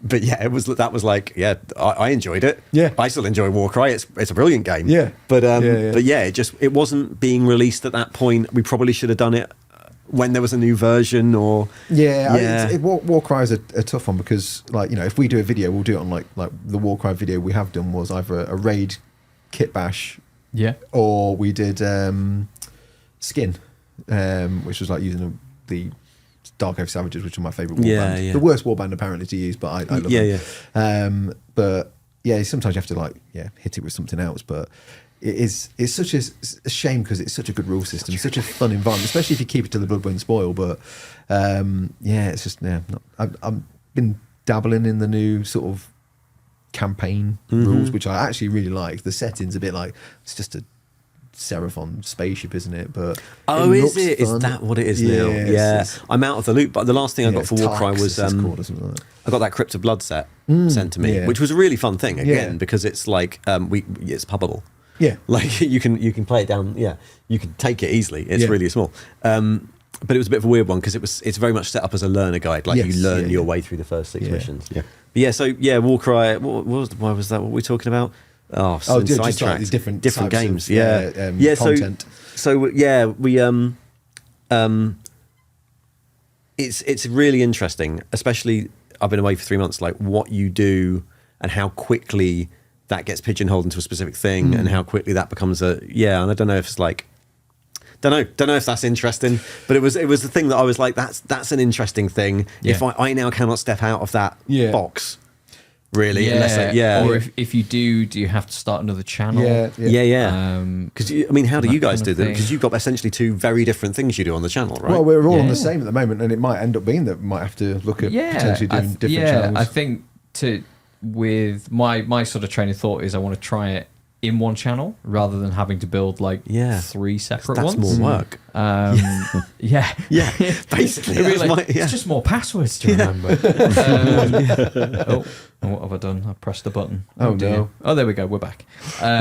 Just getting carried away. I'd love to do it on one. And it might be that like I think if we do like the chats are very regular, like looking to get like the paint.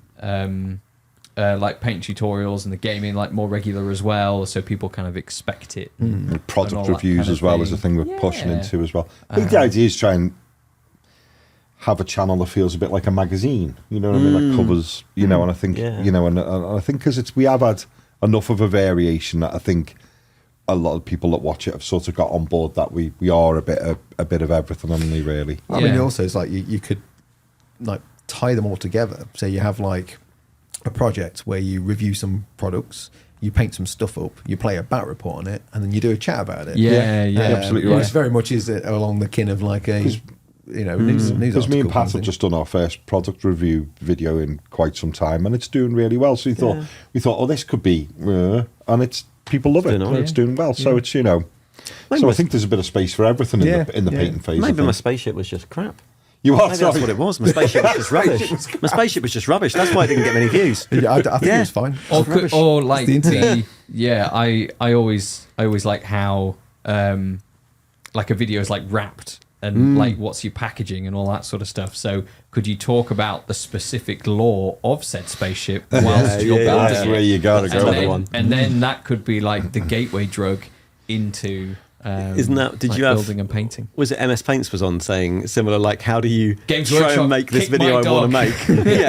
Yeah. How do you make this video I already want to make sound like it's about Warhammer? Yeah. He's But brilliant, all that, Dave. there's a whole thing like, how far do you go into? Like, again, like, it's not my job, so I don't go. I try not to go too far into the what's the correct thumbnail, what's the correct algorithm words, what's the correct because again, it's just more stress, right? Yes. And but it's really really important. But how? And where's the line there of like making something interesting, but like honestly saying what it actually, which I tend to feel, especially for the sort of thing I do, like I want it to, if it's a video about the 12 Black Crusades, I want it to say this is a video about the 12 Black Crusades. I'm going to tell you about the 12 Black Crusades. I don't want it to be like, you won't believe what Abaddon did in number 8. Like, And the face you go, and I get like there's like a real, I often think with YouTube there's a bit of a dichotomy between the desire, I think I sort of went into it a bit like people who, like, the things I was watching a lot of were like Matt Colville, who's a role-playing games guy, D&D guy, who just does like tips on how to run a game. And Kurzgesagt, and just YouTube educational channels where a lot of it's like, right, I've got a lot of knowledge in my head and now I'm going to tell you a story of a thing because it just happens to be in my head. So therefore I'm going to, and it's phrased a bit more like that. And so there's a lot of YouTube channels which are like, I've got this thing I do and now I'm going to try and make some educational content about it, which is sort of what the format of those lore videos is, right? It's like, it's not about anything useful, but it's like, well, I'm going to tell you how the Brax Useful to campaign me, works. Useful for lore arguments. So there's that way of doing it where you go, well, primarily then what I want is to go, I've got something in my head and I would like to put it down on video, and if people want to know that thing then they'll click on it. So therefore I have to be very honest about what the thing is. And there's the other way of doing YouTube, I think, which crosses all sorts of different sorts of YouTube, which is I'd like to do YouTube, what videos can I make that people will click on? Which is a very, and those two, that's kind of, most YouTubers fit into one of those two brackets. And it very much changes how you react, your relationship with how much marketing and thumbnails and faces like this you do. Because it's a fundamentally different way of approaching the product. And so I'm always end up being a little reticent to do anything like, you won't believe this or any of that stuff, because I sort of feel like people might stop taking the normal stuff as serious. Seriously is the wrong word. The whole point is not to take it seriously. But, I think, but you know what I mean. Like Pat's definitely number 2, and I feel like I'm number 1 going into Pat's number 2. So I'm like, I want to paint this thing and teach people how to paint this. He's like, don't worry, just pull this face. We can make it happen. Well, let's say, we don't really do the faces, do we? No, but, we did it once with the scenery. I was like, yeah. That was a fun thumbnail. I like that. But I think I'm in the camp of like, I think to myself, my time's limited. And I think maybe it depends on what you do, but say, like the product video that we did recently, like I took a picture of the weirdest product, which was the AK splatter tool, which is like 4 toothbrushes like bolted together. And I just did a big red YouTube arrow and was like, is it worth it? Like, and the did it work? It did. It worked. The thumbnail, not the tool. or both. Both. So, spoilers. And the title was like, do these products need to exist? Like I very much thought of like, what kind of video would I want to watch? And like, what would I click on? And just sort of did it like that. And it's really interesting. Whereas I think for a lore video, I don't think that would work. No. You're right. Like if I wanted to learn a specific piece of lore, if I wanted an overview of the Caiaphas Cain novels, I would look for a YouTube video that was like Caiaphas Cain books 1 to whatever, like the history of Caiaphas Cain or something like that. I wouldn't want to go, you'll never guess what Caiaphas Cain said when he met this god. Although that is there is a sort of lore video out there that isn't like that. A lot of it happens in shorts. There's a few people doing things like Wes Hammer does a lot of shorts. And they can be a bit like, you'll never believe how spaceships in the Imperium work, and sometimes they're often really, really good. I find that sometimes that sort of content can get down into this thing that happens a lot in the online community of lore. That sort of the big peril with trying to do lore is that there's so many memes that are wrong. Right, so there's so many memes that are like, this is a joke from a web animation. It's not actually anywhere. The famous one is actually relevant this week. Is the famous one is that Abaddon's some sort of fail Baddon the armless who can't ever get his job done, and you're like, that's never been written down. That is entirely a fan thing. It's always been a massive threat in all the lore. And anyway, so sometimes you get those shorts. Sometimes have a danger of doing the thing that is taking one little mention of how something works on one place and then making a video that's like, this is how it always works, because it's in an attempt to be more sensationalist. And I'm like, that's also potentially, it's not problematic, it's just fucking stories about toy soldiers, but it's like it's like a hindrance to anyone trying to understand this. It's like Custodes slathered up in oil doing JoJo poses. You're like, that's not I mean, it's sort of a thing, it's a bit of a thing, but it's not really a thing. And But now like there's models that exist, and you're like, no, that wasn't ever okay. The writers have never told us that. Well, I think like they've never said they don't. Because I think like the lore videos, I've like, if I want to know something specific, I'll search for it. I don't know if I necessarily have someone that I watch religiously for lore. So like was it Horus Heresy video that's done like over 1 million views, like there's a couple, I don't know which one. There's two that did well. One is the Horus Heresy from start, like out of world retrospective, which is like, this is what it was in 1987 and this is how it got to be here. And there's another one which is, it's just the Horus Heresy story in about half an hour. That's like the one that I watched, because I was like, I'm new to Warhammer. I hear loads about the Horus Heresy. I listen to like some Adeptus Ridiculous stuff, and they kind of go down like the humor and that kind of thing, which like I feel like is a great introduction for me. And then I was like, okay, what's like a concise version? And then I can do, okay, right, brilliant. And then I'll search for that kind of stuff. Whereas like the shorts, I don't think anybody necessarily searches for them. You just swipe and you scroll, and then like seeing Wes, for example, being like talking about Space Marines and this, most enthusiastic Warhammer lore tuber. Absolutely. And I think that fits that format really well. And I think the way that they kind of market it and stuff is really good. But whereas I wouldn't click on a 30-minute video that was just like that kind of thing. Well, it's also like the same thing in different formats for different audiences, right? Like I've seen some of the Wes Hammer stuff. It's obviously for a different audience than like my stuff would be, which is like, my stuff is for most of my audience. I've looked on YouTube, most of my audience is a 30 to 40 year old, and want someone being like talking about this like they're on a BBC documentary or something, like a casual podcast. Whereas Wes is like, really, it sounds very enthusiastic, certainly compared to me. It sounds incredibly enthusiastic. You're like, great, I'm 40. I can't listen to half an hour of that. But there's an awful lot of, he started on TikTok, didn't he? So there's a lot of people on TikTok, 12, 13 years old who, that's exactly right. That is exactly right for that audience, And so a lot of the things, that's one of the things with all lore channels end up doing the same videos. It's like, but they're all doing them for slightly different people in slightly different ways. We've all done a video, probably all done a video on Space Marines, but Oculus is in world and he's doing he's doing it for people who are over an hour or two for people who are painting, and mine's in 20 minutes for people who want to be presented something. And short attention spans. Yeah. So it's an interesting thing. Definitely. Yeah. Can I throw some questions at you? You can throw some questions. Sorry, I distracted. No, it's good. One We cut wanted Bella to cover some topics. So, Ruby, all our patrons, Prelude, are great, but also daft like us. Brilliant. So good. we will get some strange Great. comments, some strange questions. But Ruby, I think, is a quite a nice one to start off with. Ease in.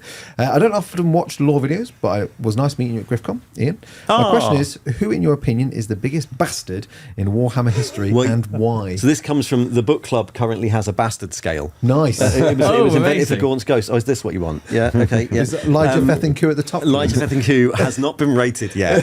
But so does the Horus Heresy. It's very vague. Like we end up with Rawn ending up higher than like Lucius by accident or something based on what book we were reading. Who's the biggest bastard in 40k?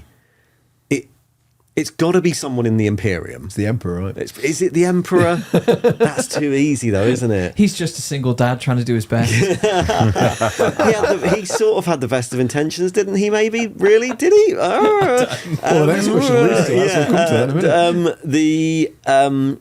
Who's the biggest bastard in 40k? Oh God, it's tricky, isn't it? Yeah. If you don't have an answer, you don't The have to. guy that, whatever his name is, the one who convinced... Lorgor Erebus. It's Erebus. It's Erebus. It's Erebus. I mean, He's not in Erebus is below Ku. And then below Erebus is the Emperor. It's Erebus. It's obviously Erebus. Yeah.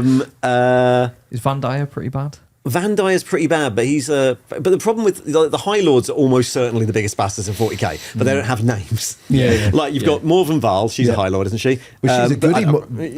Is she? No, she's not. She's a goodie in charge of her fanatical religious Senate warrior caste. She's like, I'm sick and tired of all this bureaucracy. Let's go to war. When we did that was the comment on when we did the video of everyone bad. Everyone's bad, and this is why they're bad. It's a video. We're going to go every faction. This is why they're bad. People were like, you forgot the Farsight enclaves, and you're like, yeah, right. Fine, except that is still a military junta. Right, that is still a military dictatorship ruled over by a coup. Ruled over by with a guy with a demon sword who never dies. And he has a group of 8 warriors. Still bad.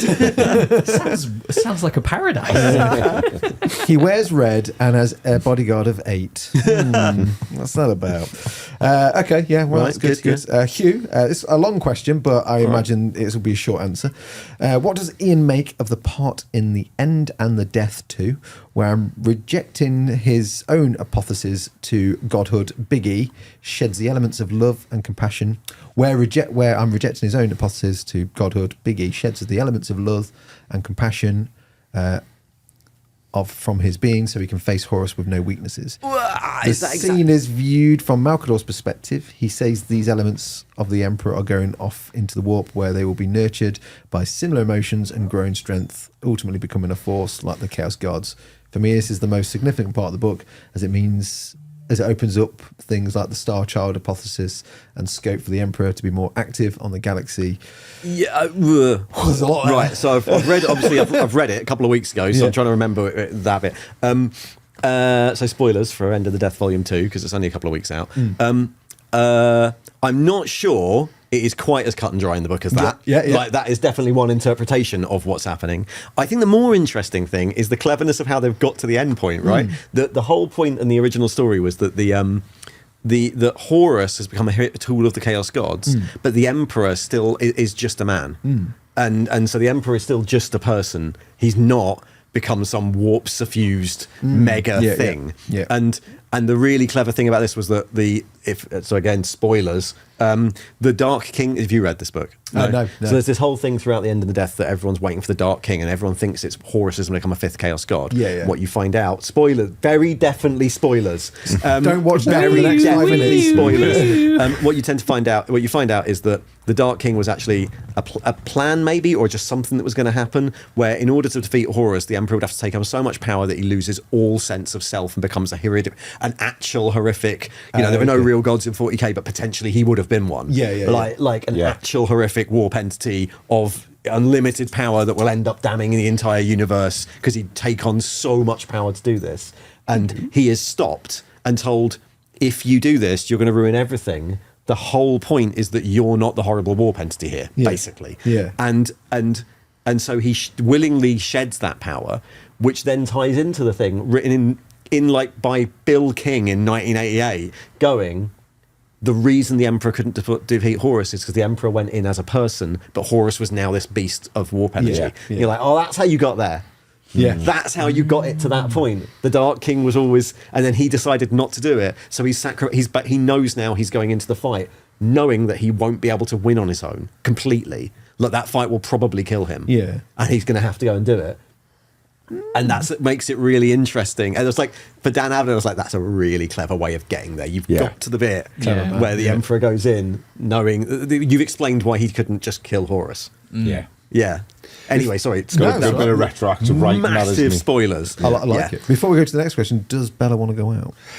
I don't know. I think she's just Okay. bored. I heard some moan. I wasn't sure if it was like, No, I think I that's need a wee. I think more of an attention thing. I Okay. think. Hick Dead, what's your favourite thing to pickle? Never done any pickling.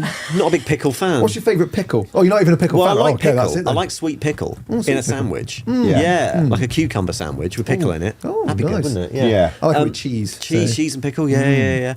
Put a cucumber sandwich with pickle in. I'm a big fan of pickles in a burger, like normal pickles. But beyond that, I am not a big pickler. Okay. Yeah, sorry. Not a pickler. Not really. You've heard it here first. Cornish Moose. This seems like a big one. I'll see how we get on. Hi, Ian. What do Hiya. you think of the shift in GW's policy on mentioning dates? Oh yeah. I.e. the fact that post-Vigilus they have been putting just early M42 for the events of the 4th Tyrannic War, Arcs of Omen, etc. Yeah. I can understand it's probably less of a headache from their perspective since they don't need to keep track of what they've already mentioned date-wise, but it makes things more complicated for folks with the homebrew lore community. And there's some other examples. When did something happen? No one knows. So what are your thoughts on that? I like that it makes sense. Like within the world, it makes sense. Like the warp's everywhere. It's all timey-wimey. No one knows what's happening. Well, hasn't Gulliman woke up and found this out? He's also found that there might be 1,000 years missing. Yeah.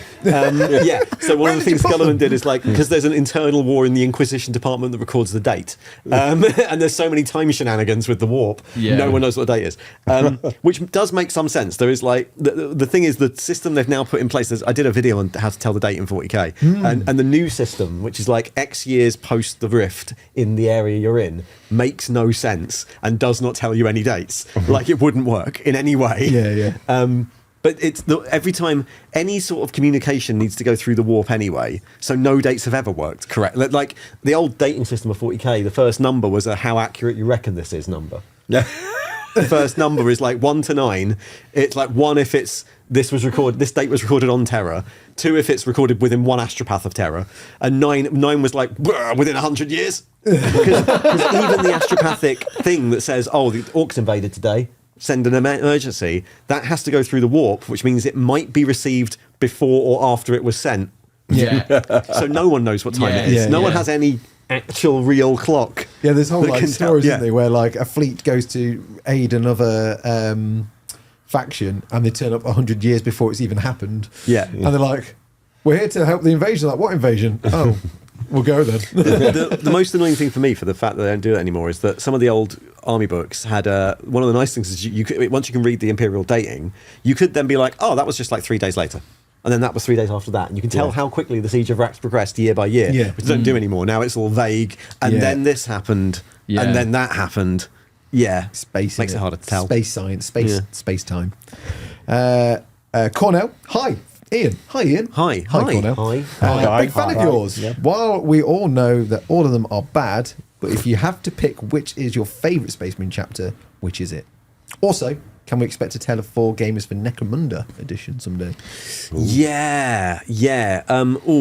I'm really bad at favourites. Okay. Like I can't tell you my favourite anything. What about least I'm favourite? really bad at it. Go the end scale. My least favourite. Ultramarines, good choice. Oh yeah, no, right. Ultramarines grew on me after the Horus Heresy, though.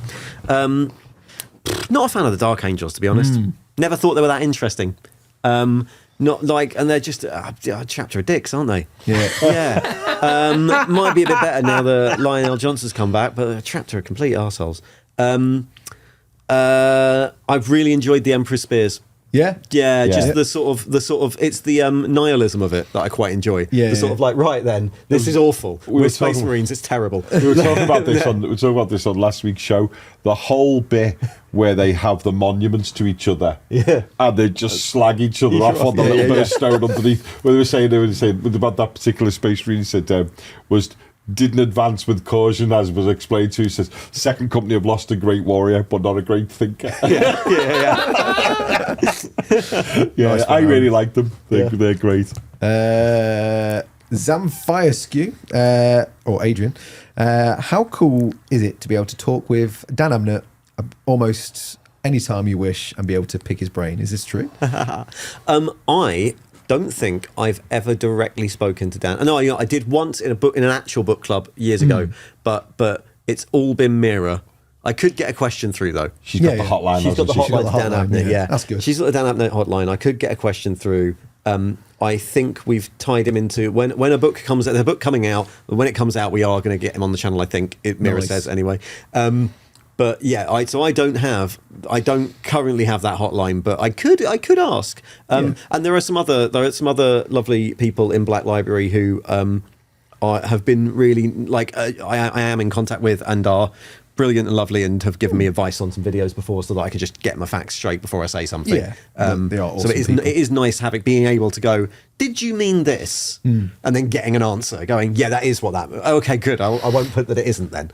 Yeah. And not anything secret or anything. Just I just want to check that is how that works because I remembered it wrong.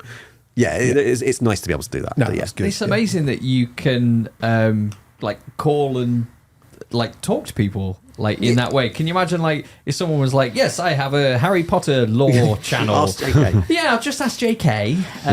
And then that would be I can't imagine that would happen ever. It's not quite as reliable. It's not as but yeah, I mean Miara's in direct contact with lots of actual with Graham and Dan and James and there's a load of people who have been on the channel now, and we've had Mike on, Brooks on, we're gonna have Anna Stevens on soon. Talking to her about Gothgal Hollow and coming into writing Age of Sigmar as someone who's done lots of tie-in sci-fi fiction and fantasy fiction. Well, I think as well, isn't it, is that it snowballs, doesn't it? Once you've got somebody they go, oh, they spoke to Dan, and Dan's happy to speak to, and then next thing the policy is vague. Every single time I get a new author, it seems like no one is completely sure what the rules are regarding people doing it. So I've had we had Rob Rath on, we had Mike Brooks on, and every time we've had someone on, they've been told a different thing of what the procedure to get on it. I don't think there is an official procedure. Yeah. And part of it, we had that with Aaron, didn't we? Yeah, Aaron and he was Aaron's technically employee. And he was like, "Oh, I can't come on." Beep, talk. beep. Is he talking, or is that a truck reversing somewhere? The thing as well is it's a bit more difficult when you go through, because one of the things we've asked is because I'm on the Insider program that sends you models occasionally, and we build them on the channel and do things. And we've heard about it. We've heard it, yeah. And I don't know what books, is that, books and things, and that's great, and it's brilliant, and I'm always quite thankful that I try and not do everything because it's difficult. But one of the things we've always said is it'd be really good to be on that for books, but the problem is books are publishing. It's a whole different industry. Yeah. There are publishing lists you can join as book reviewers that in theory you might be able to get Black Library books to review early through that, but it's a whole different system from going through actual Games Workshop because so we've never managed to quite figure that out yet, and I think there isn't an official way of doing that yet, but maybe I'm sure that will become more common and they will. I certainly from being in the Insider, we had a few requests to go on podcasts and stuff like Duncan did and myself, and it was ask your manager, and then they go and ask someone, and then sometimes it'd be I guess, and then other times nope, definitely not, depending on what day it was, where the stars were, where the moon was, and and who you're asking, if they're in a good mood. Because I've only ever seen Darren Latham. I've seen once. I think he was interviewed by. I think he might have been interviewed by Mini Wargame and Dave. I think. Oh yeah. And he was the only person I've seen manage it, and someone, it's someone at the front door apparently. I'm just going to nip. Okay, okay. Just carry on. Yes. Okay. Right. Carry on. So the hotline. It's not a hotline, but it is nice having some like as you say, it spirals and you end up with more contacts you have, the more contacts you have, and the more. It's not like would say, Peachy, that's happened to us, and to some degree. Don't get me wrong, a lot of guests we've been very fortunate that you have the contacts to, but I think we have had some guests where they've gone, I'll go on that because he went on it. And feel happy enough to. I'm here because everyone's been on it, and I was like, well, I want to go. I want to go on. And also, like, I think there's also one of the actual nice thing about that, and I don't want to like jinx anything, but I think it's probably accepted that I'm not running the sort of channel that's going to like leak things and spill rumours and things. I'm not interested. Like, again, there's my thing of like that bit you just did about that book. No, but like, you know, the thing I'm interested in is like going, actually, this is what happened. So it's like antithetical to the whole channel to be like, I heard a rumour, or this is a. You are literally talking about what has been written in paperwork across the decades. So hopefully I would like to think that I'm considered relatively safe to go on, because I'm not going to do also, that. Hopefully. Yeah, you're not like positive or negative about it. You're just relaying the written word, aren't you? I'm usually quite. I mean, I'm reasonably positive. We're all massive Warhammer fans, right? But Christopher is asking, what question do you get asked related to the hobby that you find the most annoying? I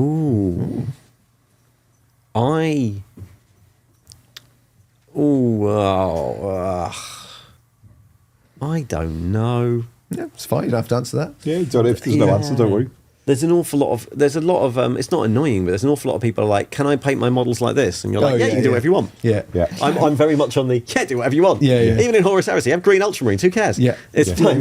Do what you want. Do what you want. This is meant to be fun.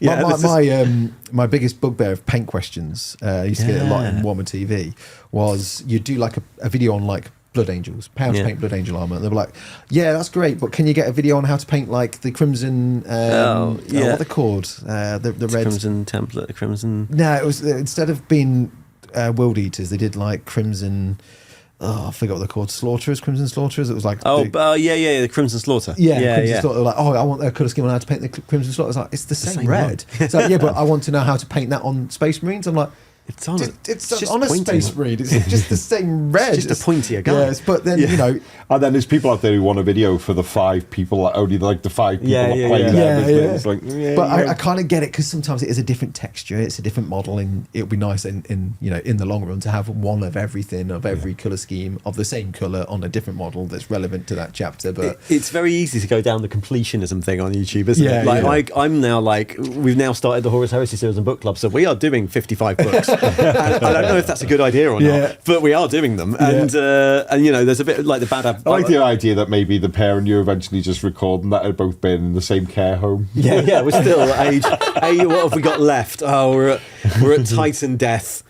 Quick one from Ian. What is it about being an Ian that you like, Ian? There aren't many other Ians.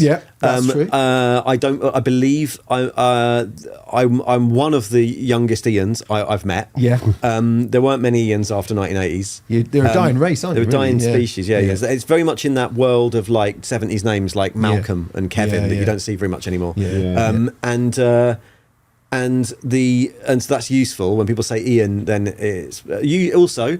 Generally, people in other countries can figure out how to pronounce something similar to it without much of a problem. So I'm Yan in a lot of places. I was going to say, would you be Yan? I'm Yan in a lot of places, which is fine. But the most annoying thing is that if there is another Ian, really confusing, because I'm not used to anyone else being called Ian. So if you were called like, John, then it's quite you can accept there's going to be another you're probably one used to other Johns when people are saying John, it not being you. But Ian, very. That was a better answer than I was expecting. Jeff was last at its most. I researched this a while ago. Jeff hit its pinnacle in 76. That's when we had our most. 1476. 1476. It'll all come back. There'll be this weird wave in like a couple of decades of like tiny baby Malcolms and Ians and Jeffs. Well, made worse for me because I'm a GEO, so you should hear some of the pronunciations of it that come down. I'm currently Geoff, Charlie's Scoffrey. Hearing lots of like what I'd class as World War II era. Arthur's, George's. So Arthur's, Archie, Freddie, Charlie, Frankie. they're very. I hear lots of those names at at weddings and stuff. Yeah, when, so, when people yeah. are Old like, king names, a lot yeah, of them. yeah, definitely. Yeah. Andrew, no, sorry, Malcolm first. What is the most pivotal point in the Horus Heresy history? The most pivotal point is the scattering of the Primarchs. That's the most pivotal point. Without the scattering of the Primarchs, the Emperor's got 20 Primarchs on Terra ready to lead the Crusade while he does the Webway project. Yeah. And once they're scattered, the Emperor has to spend the first 100 years of the Crusade finding them, and then they've all grown up with their own ideas of what a leader should be. So they've all got now getting them to do the thing is difficult, and he's running out of time, and everything's a rush, and you end up with Primarchs being shoved in command who shouldn't be, who would have been ready for command if they hadn't been a slave in a gladiator pit for 20 years. And the biggest problem that ruins it all is the scattering of the Primarchs. That's the pivotal point. Yeah, because I was wondering if it was like intentional, but I guess not. We've been told Journey of Discovery. Officially in the law, we've been told that a Finding million themselves. vague things, which are like Chaos did it. No one knows how. We've got a bit where I think in a vision, Argyle Tau cracks one of the things, and he's around when it happens. Whether he does it is questionable. And we've got Erda, who is like another perpetual, saying she did it, but we don't know what she did. Like, did she start it or break something, or did she do all of it, or was it all intentional, or we don't know. So, remember to turn the lights on when you leave. Okay, didn't do that, and then press the wrong button. And Accidentally pressed the jettison baby button. Let chaos in button. Yeah. Oh no, I won't tell him. It's like an IT crowd episode, isn't it? Oh yeah, fantastic. This is right up your alley. Andrew Mackenzie. Which part of the Horus Heresy do you think would translate best to a musical stage show? Very good. Very good. I think so. There's a few. Oh wow, you've already thought about this. You could do a Siege of Terror, but actually, I think if you were going to do, then I think what you do is Ullanor, right? When all the Primarchs are in the same place for the first time, and you do it like a chorus line, where each of them just goes forward and sings their song. You don't do the rest. You just do it like they're all at the Triumph, in the middle of the Triumph, waving from the balcony, and then each of them gets one song in a different style. Nice. Like Six, or a chorus line or something like that. I like the idea of Horus Heresy being a bit like West Side Story. Yeah, all Space Marines clicking their way across the stage. I was going to say, you could do Cathonia Gang War, West Side Story. Yeah. Oh, that'd be amazing. I'd love that. Here comes Horus. Here comes Horus. I'm in for that. I want to be in Cathonia. Very good. Matt Loomy says, second cheeky question. I don't remember your first, Matt, but sorry. What should a 4-year-old Black Library focus on after the end of the Horus Heresy novels, and why should it be back to the Badab War? Any thoughts? If you wanted to have a load of Space Marines fighting again, the Badab War is the time to do it. It's different though, isn't it? Because Space Marines in the Horus Heresy are quite melancholic, quite thoughtful compared to Space Marines in 40k. Warrior poets, aren't they? They're a bit more human. Yeah. I don't know. What bit would you write a book about? I mean, the obvious things are scouring, but Unification Wars would be quite fun. Yeah. There's not much about that, is there? I've always fancied getting some. That's the Thunder Warriors, isn't it? Yeah. I'd like to know a bit more about that. I'd like to see another Horus Heresy of where you see a split between the Marines if you're going to do it again. If you went, we're going to do this again, have Guilliman lead the Marines away from the High Lords of Terror, and some Marines would side with that. Obviously, like the likes of Minotaur and so on. So like a new schism kind of thing. Ooh. Keith is asking the most obscure piece of lore that you like. It just says most obscure piece of lore, question mark. The most obscure piece of lore. Is it Birmingham the Black Planet? Is that I did that? Nice. Birmingham is a planet. It was from Rogue Trader, and it was Birmingham, the Black Planet, is like a smog-filled planet no one wants to come from. And it's just a dig for people living in Nottingham, right? Yeah. Birmingham, the Black Planet. I think it was like eaten by demons at some point. They had like one other mention of it where it was like, oh, remember Birmingham, the Black Planet was eaten by demons. And you're like, yeah, that's quite fun. That's amazing. I did not know that. Yeah, brilliant. Okay, we have. Let's have a look. Let's go down to some short ones. What was the first Warhammer army that drew you into it? Ooh.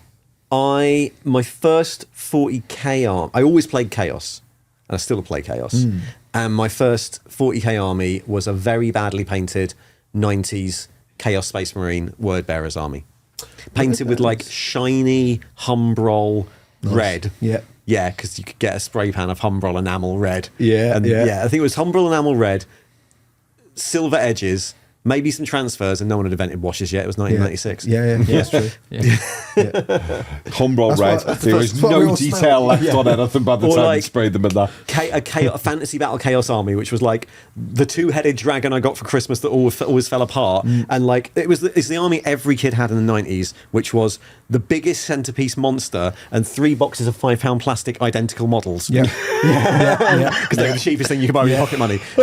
Not enough champions and standard bearers. No one could afford that. You could always buy another box of 10 identical Chaos Warriors. Yeah. I had a dwarf army. It was like the most completed unit was the plastic dwarf warriors, and there was 16 of them because it was 2 boxes of 8. I had 4 hammerers, 4 troll slayers, and which I now know Bob Naismith sculpted all the stuff for, was a game called Darkworld, which had a manticore. I had that game. It's so good. I used that manticore because in the game you could hire, was it 4th?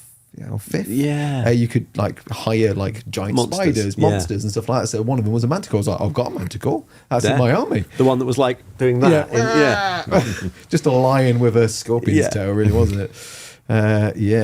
James is asking, is there anything in the 40k universe you would want to retcon or completely remove from existence? Hopefully your answer is purely selfish reasons. Oh, the Black Templars. Good Lord. Oh no!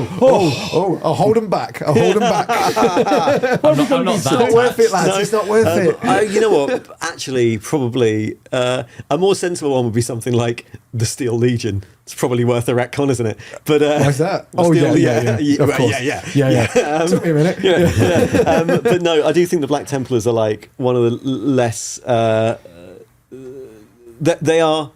I feel like they need to be of all the Space Marine chapters. You know, there's a genuine problem that the Space Marines are like always depicted as heroes when they're meant to be like a horrible thing. And a horrible thing that's done to people, like they're mutilated children, forced into be child soldiers until they're dead, and they're meant to be very bad and very scary, and they're always shown as being the glorious heroes. I feel like the Black Templars need a lot more of being shown to not be a good idea. Yeah. But no, I like the way the Black. I just love with the Black Templars where they go 1,000 men in a chapter. That's your limit. I like the way the Black Templars are like, sorry, we couldn't hear you over the flamers.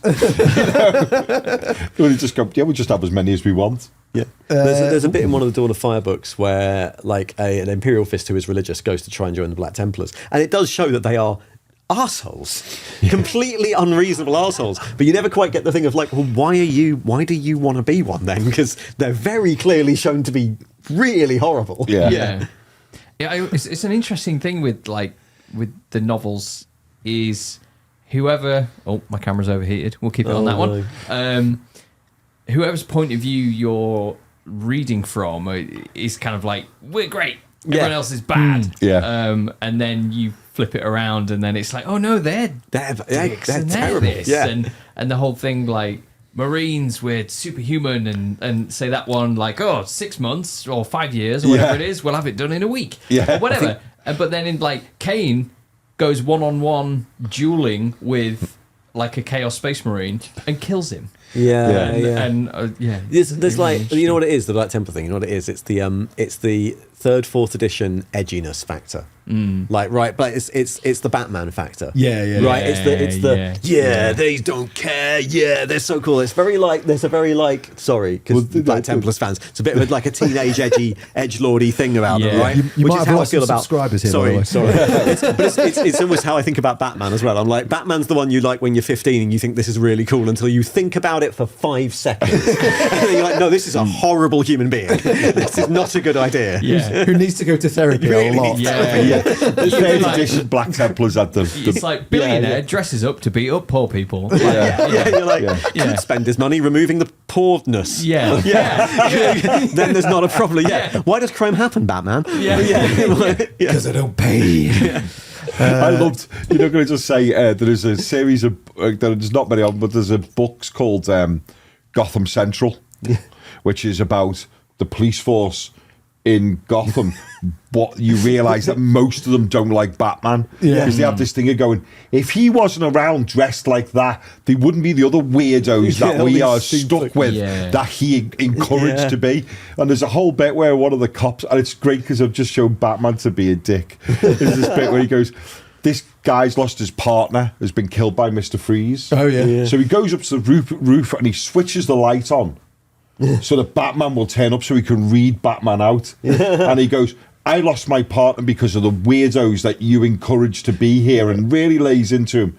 And he goes, I'm sorry you lost Detective such and such. He was a good man. And he goes, well, thank you. And he goes, and by the way, you're not authorised to switch that light on. Nice.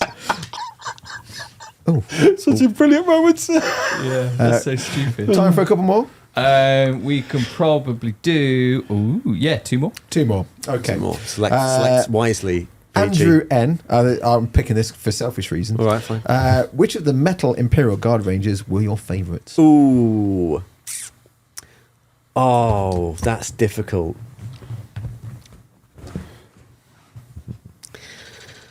I think the most fun ones are the Vostroyans. Yes. Ooh. But I have an army of Talons and a fair amount of Catachans. Debatable where you are in the universe, right? And the first ones I bought, I was one of those people, I wish I still had it, who bought, as a kid, the Praetorian box set. Praetorians, Which were just Mordians with head swaps. Yeah. But yeah, I think they were all fine. They were all good. They were all obvious, like Second World War and analogues. But as a model range, the Vostroyans are beautiful. It's a shame they never finished them. They stand up today. Those They've models are got so about good. the same treatment as like all the others, like extra weapons, extra sergeants and stuff. But you think about Steel Legions, they never finished the Steel Legion because they had a stat line for mortars. They never got them.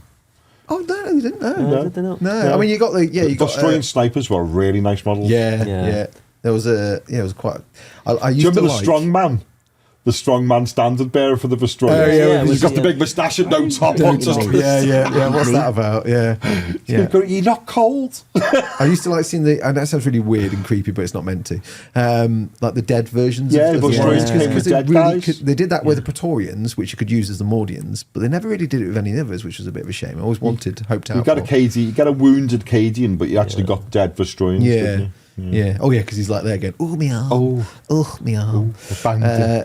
John S., after your 100% accurate review of Warhammer Fest, did you get any sort of reply from Games Workshop? Also, just wanted to say how much I enjoy all the video formats you've put out and Tele4 Wargames and Terrain videos to analyse and lore. They're a great addition to the hobby scene. So, cool. Someone Thank watches you. your Terrain Thank video. you. Someone watched it. Yeah, I not directly. The Warhammer Fest one was really interesting because I was going anyway, and then they asked if they did the influencer thing, and I was like, oh well, I'm already going, and I wasn't going to make a video, and then because they asked, I then made a video, which then turned into like a 20-minute video of me going like, well, this is what I would have done differently. But at the end of the day, like the thing with all those things is that like having done a lot of events. You don't know what could have been done. Like, I really enjoyed Warhammer Fest. Loads of other people had scathing reviews, but I loved it. It was great. There's nothing wrong with having I'll do this differently. Yeah, but also you're like, I do that. I was there going, what I do is I put a stage in the middle of the main hall and I'll do this. And like, for all I know, they'll be like, no, at Manchester Central you can't move the food vendors. Like that could easily just be a red line. And so it's sort of impossible to have that conversation because you're like, I really don't know what. Yeah. And I think I got some. I got some things wrong in it as well. Yeah. And I was like, oh yeah, actually that is wrong. Let's cut a bit out. But no. It was an interesting one to do. But I was like not planning to do it. Yeah. Do you think you missed a point where you could have gone? You know what I would do? I'd hire me to do some graphics that were. No. Just talk yourself into a job. No. I really enjoyed it. I played like 2 games of Heresy and 8 games of Underworlds, maybe 12 games of Underworlds. Because Underworlds is a 3-round tournament. And met loads of people and had a day wandering around. Amazing. It was really good. I think the things everyone was annoyed about was the 10th edition stand, and I didn't demo it, so that was fine. The irony of that was you had to wait for hours to play Leviathan, and it was a real big thing. And then we went to Birmingham, and it was an absolute ghost town round Leviathan. Yeah, 'cause it was like, 2 minute yeah. wait. I'm not going to ask you the cheese question. I'm going to ask you, Sean from Brush Liquors Club has said, how many sausages make a sausage dinner? And How many what type? sausages make a sausage dinner? Yeah. I think you want 2 or 3 and a large pile of mash. Oh. See, to me, I was on 3, but I felt I like odd numbers with my meats. Right. And I felt that... I know. Best sentence. I like an odd number with my meat. And I felt like 3 was underwhelming because I've had a few sausage mash with 3. And it's like, it's all right. I felt a little bit full, a bit empty after. Right, okay. 4, I don't like even numbers. It just feels wrong. So I went to 5. But 5? That's a bit stodgy, maybe. That's quite a lot. I mean, you wouldn't have much I room like for my mash after sausage. that. The brushlicker norm seems to be, because I've been on the show and Pat's been on Does the show. it make it normal? No. Well, the current ratio seems to be 4 on brushlickers at the moment. Ooh, sausages, like, they're getting expensive. Meat's expensive. Yeah, you've got to fill out the plate with your carbs. Yeah, they're Rockefeller with your 5 sausages. Yeah. See, I'm Where on do you get them from? Local butchers. I'm on fake sausages anyway, so I wonder if that's why. Yeah. A bit more stodgy, aren't they? I suppose? Yeah, or they're like, are they more dense? I don't know. It's been years, it's been decades. A Linda McCartney. I do love a Linda McCartney. Yeah. Good Linda McCartney but sausage. The original one. I don't really like the weird red onion one. Yeah. So I'm just thinking they get Linda McCartney and make her into a sausage. And I was going to say, when the Linda McCartney sausage go, when there was still some of the left to make a sausage out of. Yeah. I think 2 or 3. It's also, you know what it is? It's because they come in boxes of 6. So you've got 2 or 3. You're thinking 2 dinners, aren't you? Yeah.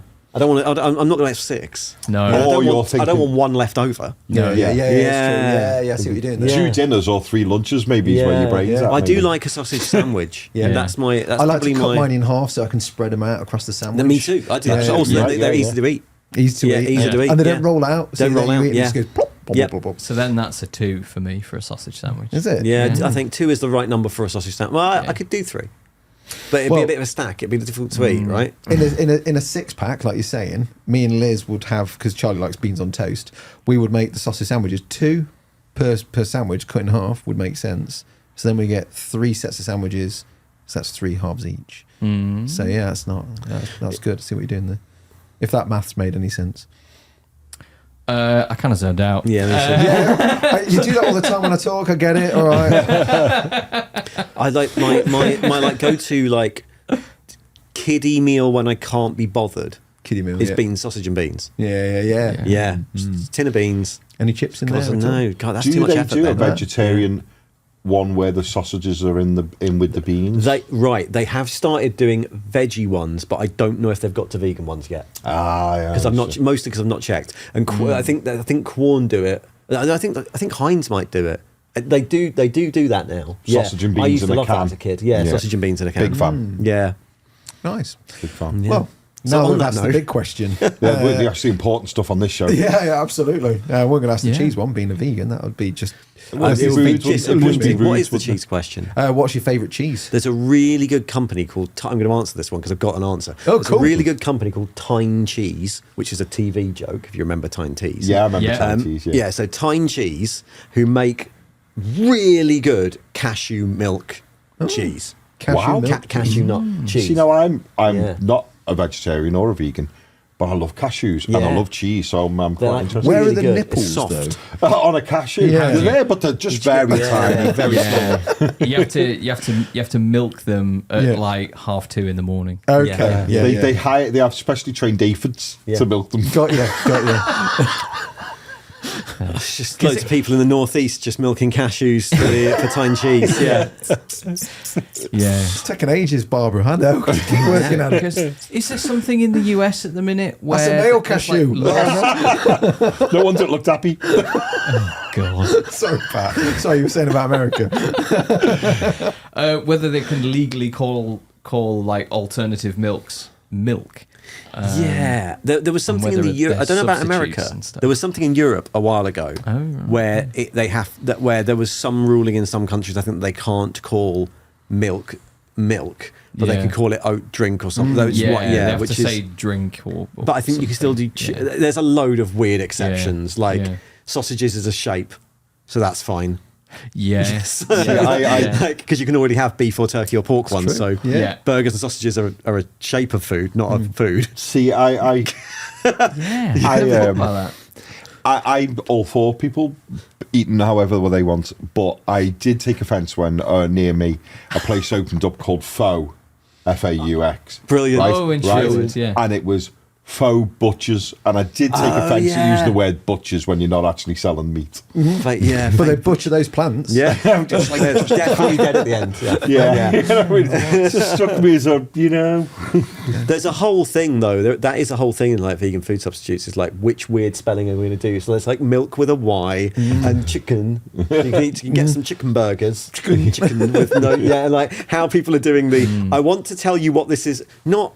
The deal with all of them is it's never meant to taste like it. It's meant to do the job of it. Yeah, right. yeah, So that's, yeah. you know, you've got a good Yeah. like a Beyond Burger doesn't taste like meat. I think I can't remember, but it does the job of having a bitey, chewy thing to fill your burger with. Yeah. And it's then how it's all the ways in which they try and tell you this is meant to be like instead of your chicken nuggets, but I can't use the word chicken, but I do want to tell you that it's meant to be like chicken. But you're like, yeah. Because someone was saying like getting angry at vegan food where they were like, if you want bacon, why don't you eat bacon? And why does fake bacon exist? But it's like everybody knows what it is. And, Also, I like burgers. yeah. So, Yeah. and you generally you like the burger because all the stuff in the burger. Like part of the burger is like it's the bun and It's it's the the span, the experience. thing, and it's all that, right? I Does still the want to meat eat that. make the burger, or is it just the build is the burger? So Glamorgan sausage And also- is 200 years old. who actually cares as long as Yeah, everyone's exactly, happy, right? As long as everyone's happy. Yeah, it's and that that's thing. I think that's the But key not to it. nobody's going to be. Not everybody is ever going to be happy. No, because some No. people aren't happy unless they're unhappy. Grammatical thing. sense. Yeah. Who cares? As Anyway, I've known. But that draws us to the end of the show. So thank you, Ian, for this mad hour and a half, 2 hours maybe, probably longer. How I long don't have we know. been talking for? Yeah. 2 hours maybe. Just over 2 hours. Yeah. Good, Just like brilliant. that. Okay, Yeah. that is okay. Right, that's a long time. Standard. for us. Is it standard Yeah, now? yeah. Yeah, That's around, about it, yeah, yeah. it used to be Still- about an hour. I'm still then we trying to just- I don't know, I'm trying to I get don't it know a who bit, our let's keep personal going. best Who- is, yeah, but who we've is had the about a personal best? 240 out of somebody. I can't remember. who it Oh, was. yeah. So we talked about law. We've talked about sausages. We've dropped some bombshells. Yeah, yeah. With, Yeah. All the important stuff. Over Boiled enthusiastically up custodies, we got into that as well. Yeah. Oh yeah. Yeah. Well, we can stick a clickbait title on this now. Yeah. Do, Yeah, do abs- sausages exist in Do- 40k? Never go to tournaments. Ian hates them. Ian wouldn't eat corpse starch. Oh, actually, good point. Yeah, you Yeah. can't be a vegan in the Can't be future. a can you? vegan in the future. No corpse starch. Don't think, to be honest. I'm willing to say that if I was in the 41st millennium, probably not my priority. Yeah. No. Staying alive is Yeah. probably the top Probably one there. not isn't my it? priority. Yeah. Fair. Probably would be some heretic of some kind, wouldn't we? I would. I'd be a Slanesh demon prince. I'd be dead. Yeah. Pretty soon. Yeah. Would be Yeah. dead. And if a I wouldn't corpse. be, it would be soon. Yeah. Yeah. Nice. Perfect. Wonderful. Thank you Right. very much. Brilliant. Bye Thanks, bye. everyone. Oh yeah. Bye. Bye. Bye bye. Bye bye.